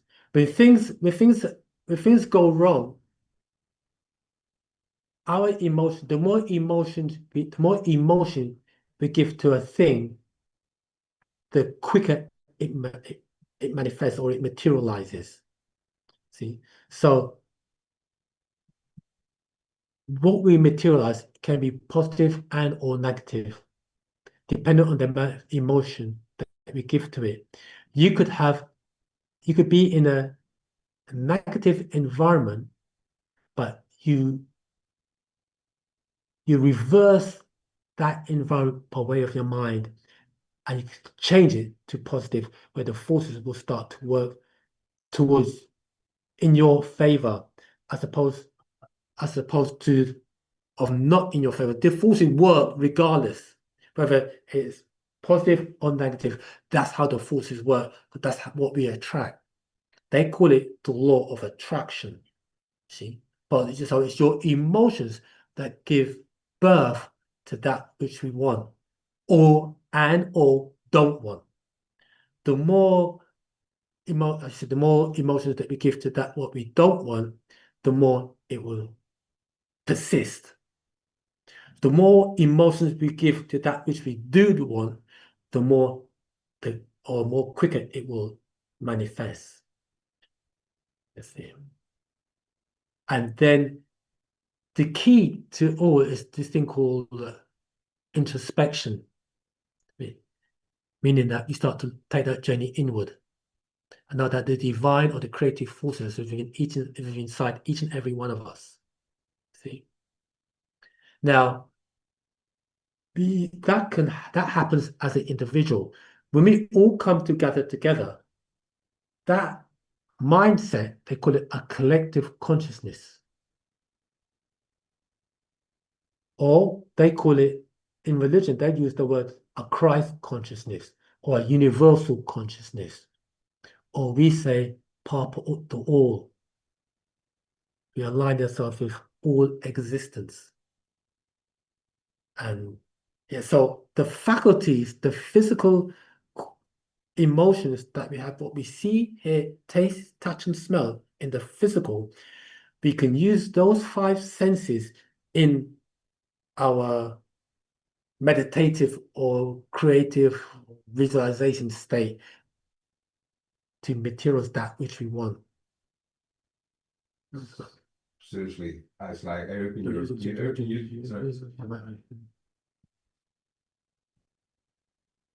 just things that you just said. I'm literally reading. It's really funny. I'll read from ontology. If I can ping the books upstairs, so if you want to read it from there yourself. Okay. Yeah. But it's from ontology, and it's Egyptian ontology. Yeah. Is it upstairs? I think it's upstairs, isn't it? Yeah. You got it, yeah? Yeah. I'm got it. It's like literally everything you said is what I was like reading the other day. So this is more based on duality, but it still has a reference to what the brother Abdul's teacher is teaching. It says here, verse 11, you all try so very hard to affect other people in some way. If they disagree with you or what you have to offer, does that make you or them evil? Not at all. Then verse 12, that is merely an event created out of itself. And as thoughts and ideas exist purely on a spiritual abode from mental to mind, which becomes mine or my thoughts or thinking, it is open to other spirit forces that may come in on that vibration and take control of the situation to cause conflict, feeding the forces. That is because of number 3, or the third person or being. Influence that which exists as indelible association between cause and effect, which as a single force can have effect of the two. 113. Also, this can be an action, emotion, and event. So through namuz, prayer, and ranum, chanting, you can channel and direct positive thinking, which can affect the outcome on both the spiritual and physical abodes. Again, a single action or third action affecting the outcome of 2 other causes change the course of future events. We ancient Egyptians took control of these powers as 3 forces, Hika, Hu, Hika, and Sia. The power of positive thinking and its effect on the physical world and living things. To think and direct actions can be successful or symbol inscriptions. We used Heka powers in the form of art, jewels, amulets, and prayer beads. We were wearing them all the time in the form of signs, symbols, seals. And if given a personal seal by the Natharu, he became us and a light to his soul. In ancient Egypt, Hika'a is an art we depended on. This relationship and power is very real. We, Ranuma, chanted to break spells and open gates to the other worlds of time and space, calling out our, it said Da'ut, which became prayer, calling. And in ancient Egypt, Da'ut, the underworld, which is called out your confessions. So it means voice, sound, tone, supplications. The Arabs got their word Da'ut, prayer, supplication from it. We recited incantations in order to reach our ancestors, and we even performed funeral rites in order to help the deceased make his or her way in the afterlife. No matter your relationship while alive, you rely on this new relationship and reconciliation between your life to reality, all existing as state of being, all in all. So just wanted to just build on what you said. Do you know what I mean? Right. The one I mentioned these three forces. All these are what we refer to as well. All these are what we refer to as the creative forces. And these creative forces are inside of us, in us, for us, and around us. And I just want to read about the three forces that was mentioned, which is called, he mentioned about Huhi, Hika, and Sia. And it's got here, let me just read this from. This is from the Sacred Records of Atumbre, the Black Book. I'm reading from page. Let's look at it. Okay. Original page, let's start from 114. Black Book, page 114, chapter 1, verse 296. It reads, question, who or what is who? In Egypt, Hu-He, which is who or Hua, was considered a personification of utterance, with which the creator Ptah, who was regarded as creator of the physical world and deity of technology, done its work. The higher beings, they also use these forces to bring things into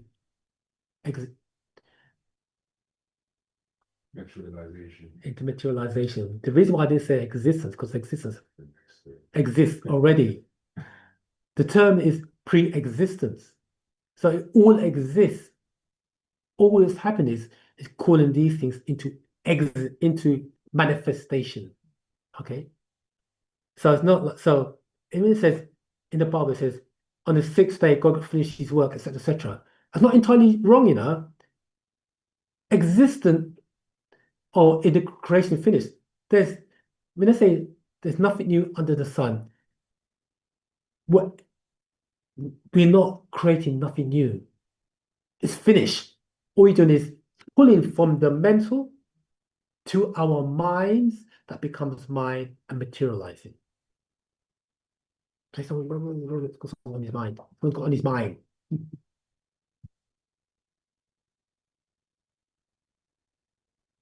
So you know how you say collective consciousness? Would you say the idea is out there already? And then you're pulling from the ideas in the collective consciousness. Yeah. It is. It's not even out there, it's within you. You know what I mean? Everything is within you. What it is that you got a cup, and the cup is in the room.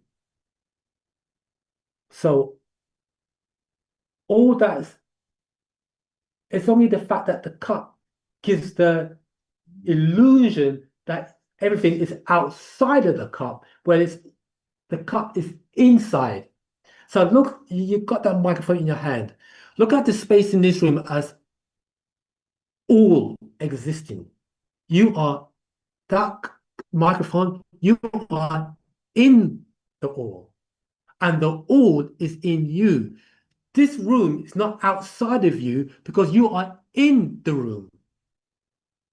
So the collective consciousness is not outside of you, it's inside of you because you are in the room. I'll let it get further. You are inside this shop. Let's call this shop Nashat, collective consciousness. It's not outside of you, it's inside of you because you're inside Nashat. That's a trick and a trap. But one thing, these are concepts that we have to now restructure in our minds. Oh, I get it now. I'm not pulling anything from outside of me. I'm pulling everything that's inside of me because I'm inside. I'm in the divine love of the all. And all love is in me. We're not outside of nothing. You see, these are concepts that we have to now align ourselves with. So we're not pulling out in. All we're doing is manifesting that which is inside of us. It's a concept, isn't it? Just get what? Hang on, you are in the Shat. Let's say the Shat is the all expanding. All you're doing is bringing in, how should I put it? You're choosing from the menu. That's what you're doing. It's all there. I want to have this, and this. And that's it.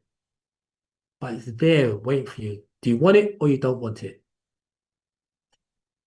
Yeah. Is it like pottery? When you've got the what do you call it? Clay. The clay. So you have the clay. The clay's there. So it will take your hands to mold it, mold it and shape it up and everything. So that will depend on you. You would have to do that. It's right. There. The clay is there already. That's right. For you to mold. Yeah. Is it similar thing or something? It's the same thing. I mean, so but there are forces that you can utilize to help accelerate the process. And these forces, we call them one of many forces, three he's got here, I mentioned is Huhi, Hika, and Sia. So by way of chanting, you could materialize things or manifest things. By way of your mind, they call let's have a look here. The chanting, you use the force of Huhi. It's got here Hika. It's an anthropomorphic personification of miracles, meaning when they say anthropomorphic, meaning they attribute human characteristics to these forces. When they say attribute, the ancient Tamarians attributed human characteristics to these forces, what it means is that we knew that those forces are inside of us, in us, for us, and around us. So we just, to give it some form of identification, we anthropomorphized, or we attributed human characteristics to these forces, or even animal characteristics to these forces. You see, when you look at in our chants, we have like the 19 names of Panatharu. They're not names, they are like attributes of these forces that are in us. That are in the Shat that we are in. It's a matter of you call upon this particular ontological force, you say it like that. You call upon these forces of existence, of natural nature, it can help speed up that which you want to materialize. Can't help it, but Hope it then, brother. I can't help it because all I keep saying when you're saying these things is like a cook or a chef. So if you look at females in the kitchen, I'm not being disrespectful or being what's it called? But if you look at someone in the kitchen cooking, right, a chef, whatever, they got ingredients around them, don't they? and they pick the ingredients to cook what they want for the family. And sometimes they enhance with a bit of salt, some herbs, etc., to bring out that tasty meal. You understand? You're creating something. Do you know what I mean? From your mind, you want everybody to enjoy that meal. So that's why I keep looking into the same. That's why I'm seeing these, this is the all in all. Yeah. So I hope that. Yeah. So, hey, this now, what the brother's saying here, what she's saying here is that the ingredients is there already. All you're doing, you don't need to go create a carrot because it's there already. All the ingredients is there. All you do is now, hang on, I want this. So you just take it, bam, you call upon that force, one of those nadar, to help in your manifestation or your elevation. That's all you're doing. So those forces are inside of you, not outside of you. So that's the trick and the trap that we have been taught to look outside of ourselves for deity or for the divine, when in actuality, the divine is inside of us all the time, every time. Before inception. How did it, but what, remember though that, so the divine had to have an entry point. Is that a mother and a father to come in to physical? You see? So it wasn't no God. He created us. I use the word he. Create, no. Our parents are the deities, are our personal creators. And you have a child, you now become a creator, a living creator who created other living creators. That's how it works. This is, again, I've said, we are introducing new concepts, new words, and new terminologies, because this is the day and time we're in to expand our minds. What about the Pleiadians? What about the Andromedans? We never talked about them things in our mystery system. So, I just want to read something here. Oh, go ahead. Oh, okay. Yeah. How about that come in? I just want to read something here. This is from Natural Ether Energy, and it reads, this is page 3. It reads,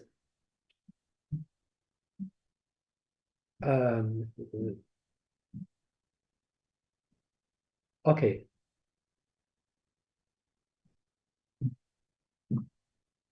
Let's see. Okay.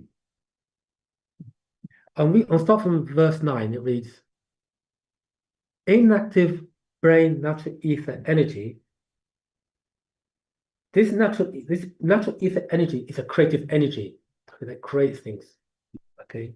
But brain natural ether energy is in a state of, the word is takshua, condition, between the science of somethingness, which is absolute matter, and the science of nothingness, absolute space.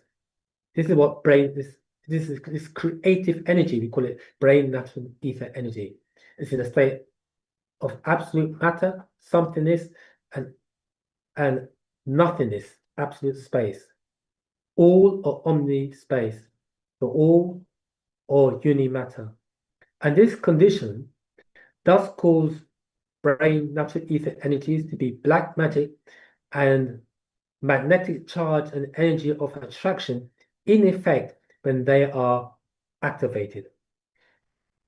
I'll read this again because there's a lot to take in here.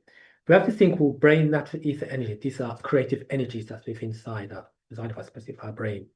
Many forms of ether energy. And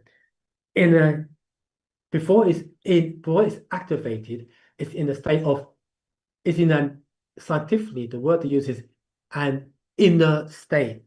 It's neither active nor inactive. It's in that state or condition. Let's go here. And this state or condition does cause brain natural ether energies to be black magic and magnetic charge and energy of attraction in effect when they are activated. So when they become activated, the results people tend to term it as black magic. And how is it done? By way of our thoughts, mental activation, or mental alchemy. We start using our minds, okay, our creative minds. This is what we're pulling on, these creative forces. The Master Teacher is giving you, in this particular scroll, natural etheric energy, it's giving you the science behind manifestation from the next, I don't know how many, the next level teachings towards manifestation. This is what it's telling us here. Okay. The wu-nuwaupu know that when the divine science of absolute space coincides or become harmonious with each other as to our race, the Negroids, black magic is the effect. It is to us a miracle or action like a miracle results. So when we use our mind powers to create conditions that we want, to the onlooker, it will seem like a miracle. This is the power of the power of what word do we use? There's a word in my head, but it'll come back later on. Okay. Natural ether energies of the brain, reason, and spirit beings, etheric beings, are in material matter space classification of existence by of natural nature. Read that bit again. The natural ether energies of the brain, reason, because reason is also a creative energy force as well. Got reason, and you've got spirit beings or etherians are in material matter space classification of existence by natural nature, because they talking about the natural ether energy of the brain, the science of reasoning, and these spirit beings, they can bring material and space into creative unison with each other. What he's saying here is that space is not empty. There are creative forces within space, okay? Which is, he calls it natural ether energies are within space, which is called nothingness, and we also have somethingness as well. Let's go ahead, again. 13 again. Natural ether energies of the brain, reason, and spirit beings, etheric beings, are in material matter space classification of existence by natural nature, because they, natural ether energies of the brain, the forces of reasoning, and the spirit beings, etherians, can bring material and space into creative unison with each other and involving other opposites in nature when necessary. Ordinarily, 14, ordinarily, space and material are in what is called inseparable unity. However, when space and material are in what is called perfect unity, creative unison, extraordinary and miraculous things occur. There's no energy existing or can exist other than material energy and material magic, creative energy. I'll take the things to the next level. But what we're saying here is that there are forces, the Marty is breaking it down here, there are forces, creative forces that we can, that's at our disposal to utilize to bring things into existence. Okay. And as we said earlier on, is that it's not like we are outside, or those forces are outside of us, they are inside of us. Okay. I know I've said a lot. You want to say something about? You know how you say you know how you say they're outside, they're not in us. And sometimes you say bringing from above thinking. You know how you say as well about the mass, and you say things are nothingness and they're something at the same something that's at the same time, that coexisting. I was thinking, is it inside you? So a lot of things are they inside of you and outside of you at the same time as well. Nothing is outside of us. That's the thing about it. Nothing is outside of us, because you are like a cup, and the forces that are, you are like a cup, but the cup gives the illusion of separation, or the illusion that things are outside of you. But you are, the cup is inside the room, and the divine part of you is inside the cup and also outside of the cup. You see, so the cup gives the illusion. That's what it is. All the forces, the creative forces, are around you,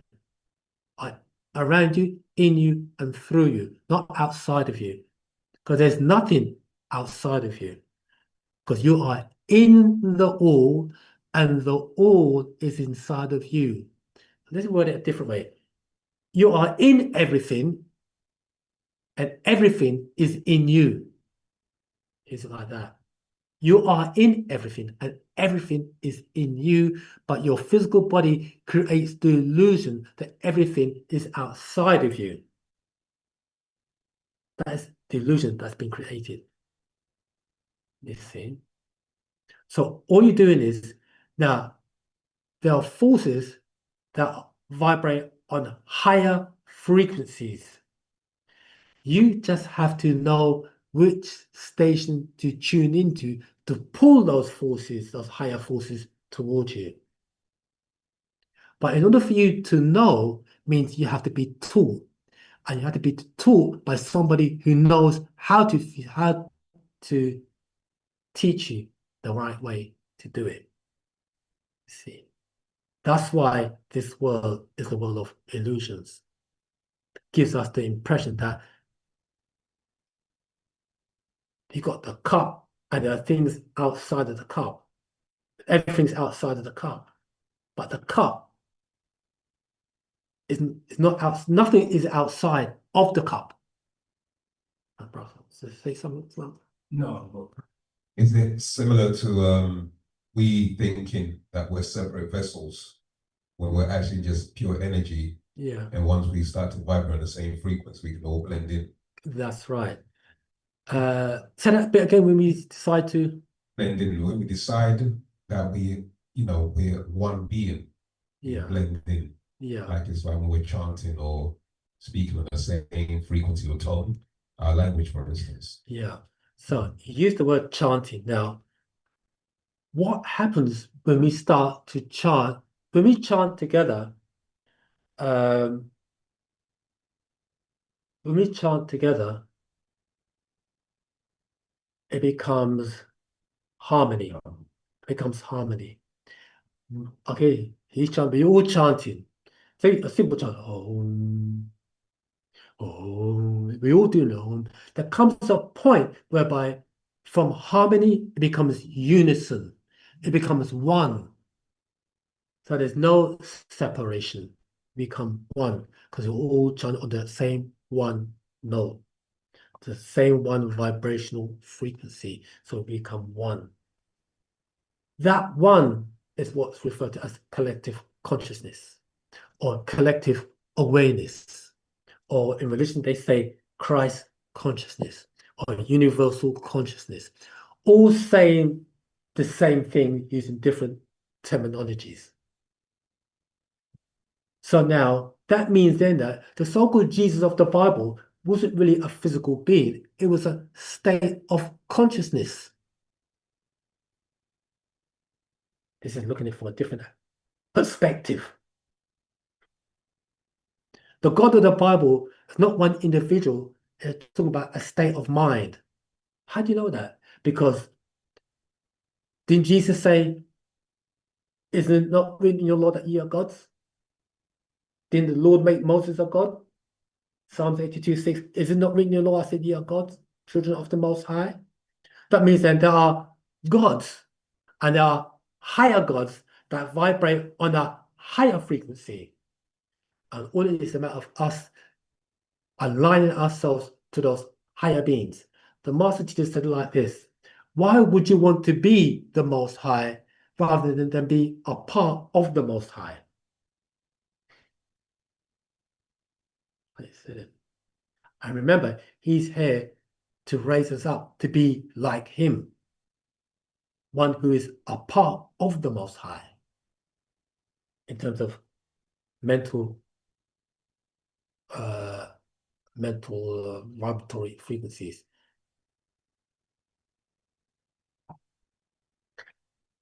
I know maybe a lot too soak in, like a sponge, but this is Just can I say something? But go ahead, Samantha. Yes.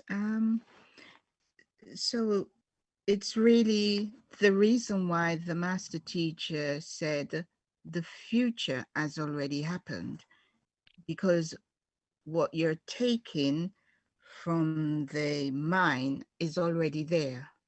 That's right. You're just taking it, bringing it into whatever it is you want to construct. That's right. That's right. Keep it going, keep it going. Okay, so the future has already happened and the past is still happening. Okay. So that means that, so the future has already happened. That means then that there's nothing new. Right. And the past is still happening.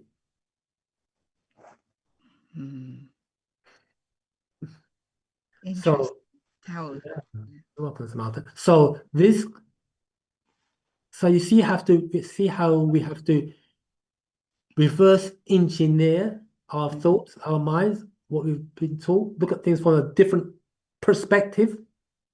Right. Yes. You see.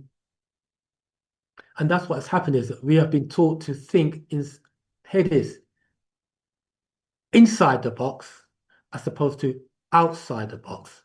We call it thinking, we need to adopt what's referred to as a circular mind process, which is infinite mind processing.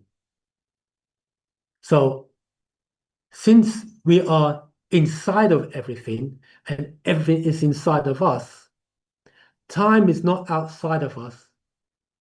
Time doesn't move in a direction. There's nothing new in existence. All we're doing is, like the brother said, all the ingredients is already there. All we're doing is pulling in that which is already there to our physical manifestation. You get that? Any more questions, comments, and/or observations? It takes time for it to sink in. I was talking to, let's give a little story here. Talking to a guy at work. I was telling him about the triune being, how we have a God mind, we have the mortal mind, and we have the devil mind. I said that God mind is the divine mind inside of us, and the society that we live in suppresses that God mind and wants us to think in terms of a mere mortal, in terms of limitation, and wants to propagate the devil mind, meaning we just do that which is wrong, not to our advancement, but to our enslavement. So I said to him that that once we recognize that divine mind, start operating from that divine mind, anything and everything that we imagine to do, we'll be able to do, and there'd be no restrictions. The society that we live in, they will have no hold over us. we realize that, hang on, whatever I want, I can call. I don't need him. I don't need his system. I don't need his construct, because that's what it is. And it's done deliberately. You can say something? So when you mention the nine mind, is that like the third eye? When you use the word the third eye, you're actually referencing the fact that you now could see interdimensionally. But when you say use the term nine mind, we're saying you're using a higher form of mental processing. You're now extracting a greater portion from the mental reservoir, and that portion from the mental reservoir you call my mind or mine. You see, so you are expanding your mental processing. That's when you say nine mind. You're not thinking outside of the box. You're using what we call sound right reasoning. That is nine mind thinking as a nine ether being. See, so this is what you're pulling in. Okay, when we say pulling in, we should rephrase that and say pulling towards us. Because we say pull it in means outside of us, but we just rephrase it and say we're pulling those forces towards us that's already there. We just have to align ourselves to those frequencies. Okay. So Delilah Wu, I have a question. Go ahead, Delilah Wu. Sorry, I'll pull you up. Sorry. I invite Delilah Wu to speak. Wait till she comes up. Yeah, so there's nothing here. I know that it takes time. It takes time for us to absorb these concepts, but it's going to happen. Going to happen. See, because of the day, time, and cycle that we're in. Okay, so wait for Delilah Wu to come up. Any more questions?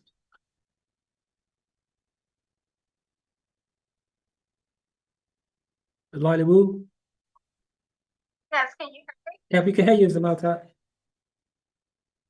Great. Rahubat. I have a question, and this is going to be from the Mind book. Go ahead. Okay.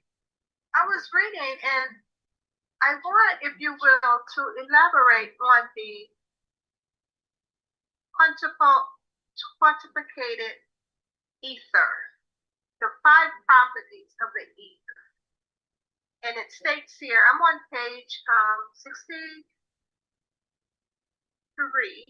Yeah, I don't have to scroll on me, but continue reading. 21.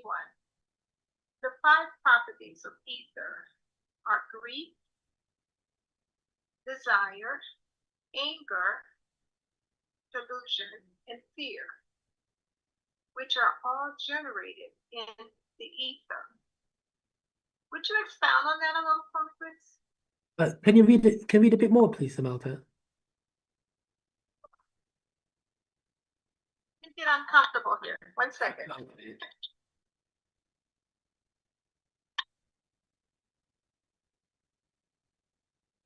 I'll go back.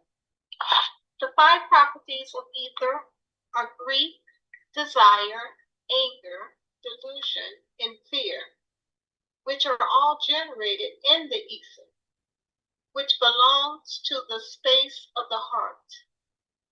Remember, ether is 9 to the 9th power of 9, containing both agreeable and disagreeable, good and evil.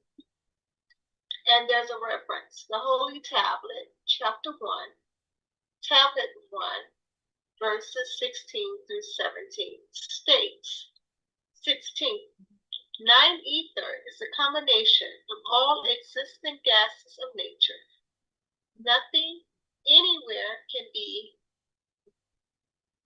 as powerful as all existing gases. 17. Therefore, Nine ether is the original creator who grew all the universe. Now this is back to the next verse 28. Grief is the chief part of ether, and so is happiness, for which grieving the body feels like empty space. Desire is fleeting like the wind. Therefore, it belongs to the part of air found in ether. When anger arises, the body becomes hot. Anger belongs to that part of the fire found in the quintuplicated ether. Number 34. Is that good? You want to read more? Continue reading because you're actually answering the question yourself, but continue reading, you'll find the answer there. Okay, so before you continue, so we have the four elements, and the master is attributing those four elements to these states of emotion. Okay? Okay, continue.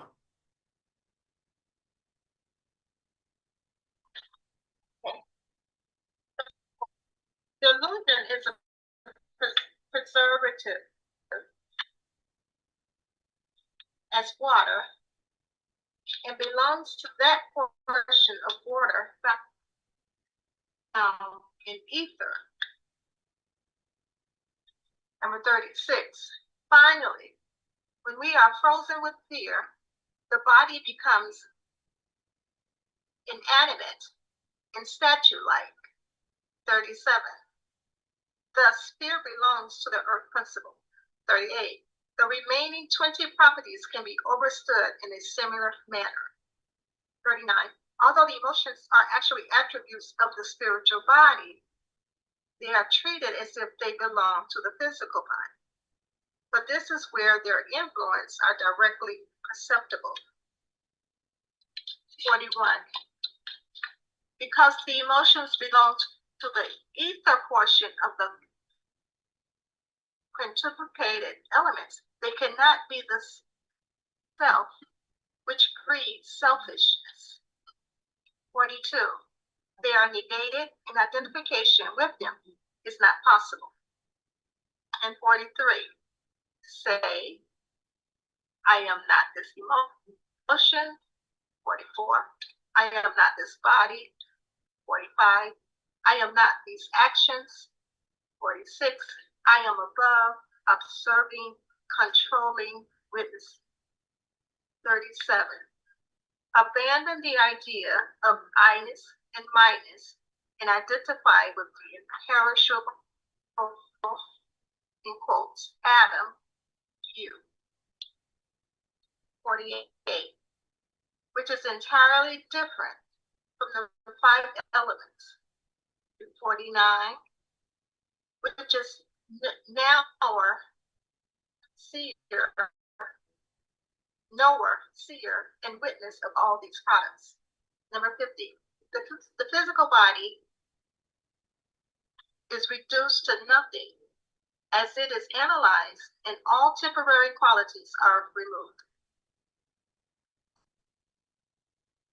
You want me to continue? No, that's it. So again, what the masters tell us is that each of those emotional states are correspond to one of the four elements, and the fifth element that rises above them all is the ether, that etheric state, or that etheric mindset that can that overrides them all. But when we start utilizing that nine mind or that nine ether mindset, we can reconcile, that's the word he uses, reconcile all those emotive states that correspond to one of those elements. Or to put another way, what you're saying here is that what you read there, the four elements also has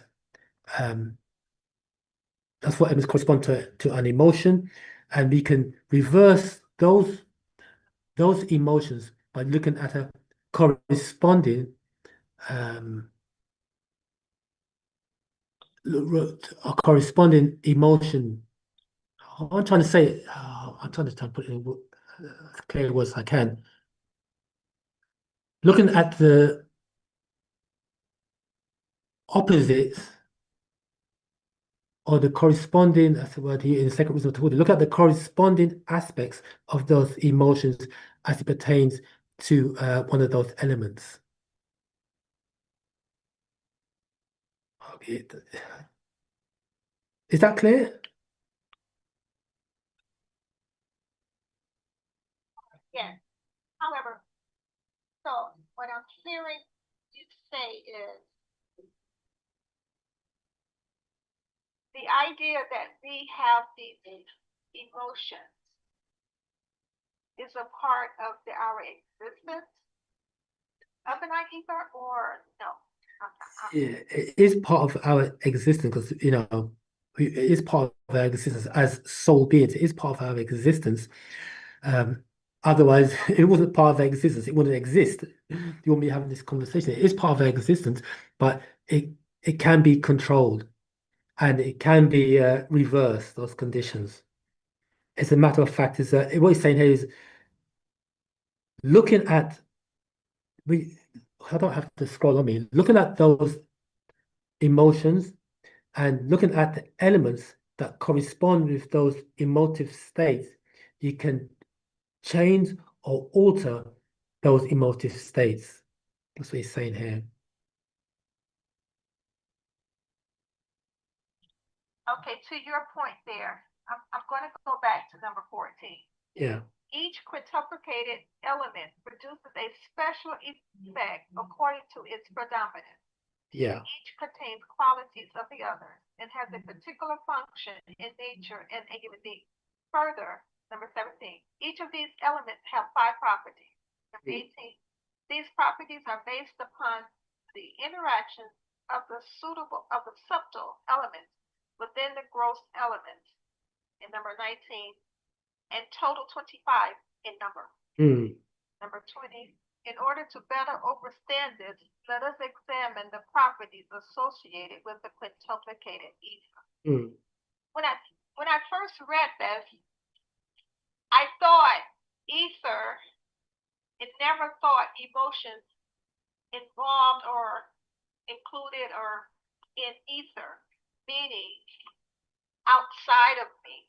Whereas now, as you were stating earlier to the question before this one, everything exists within us and we exist within everything. That's right. So the ether is a description of what our existence basically is. That close. That's right. Remember when you say ether, so when you say we are etheric beings having a physical experience, experiencing what it's like to be physical, so we are the physical aspect of ourselves is within inside the ether body.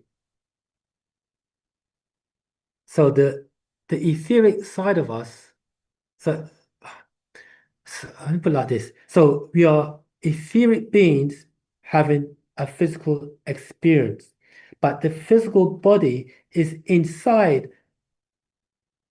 our etheric body. But even our physical body has different cloaks or sheaths to it.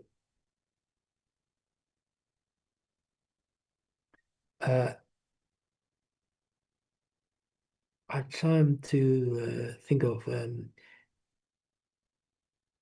a way to explain it even better. So the master teacher put it like this is that we have the physical plane, we have the plane of force, we have spiritual plane, etc., etc. And all these different planes, all these different forces are inside of us and outside of us at the same time. And the only difference between one and the other is its mode of vibration. once we learn to raise our vibration, we no longer become affected by some of these emotive states.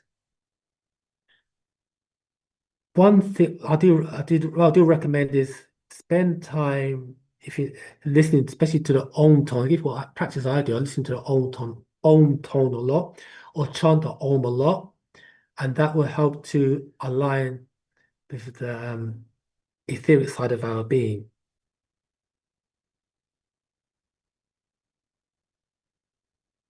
Okay, sure. I hope that helped, Zamantha. Yeah, sure. Thank you. You're welcome. Last question, we sent it to Atum Ray Kemet.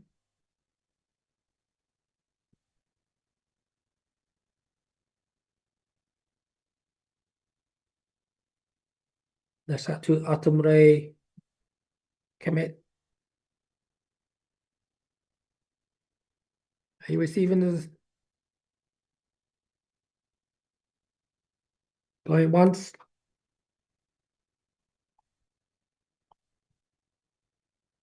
Going twice? Atum Ray Kemet. Last question before we close.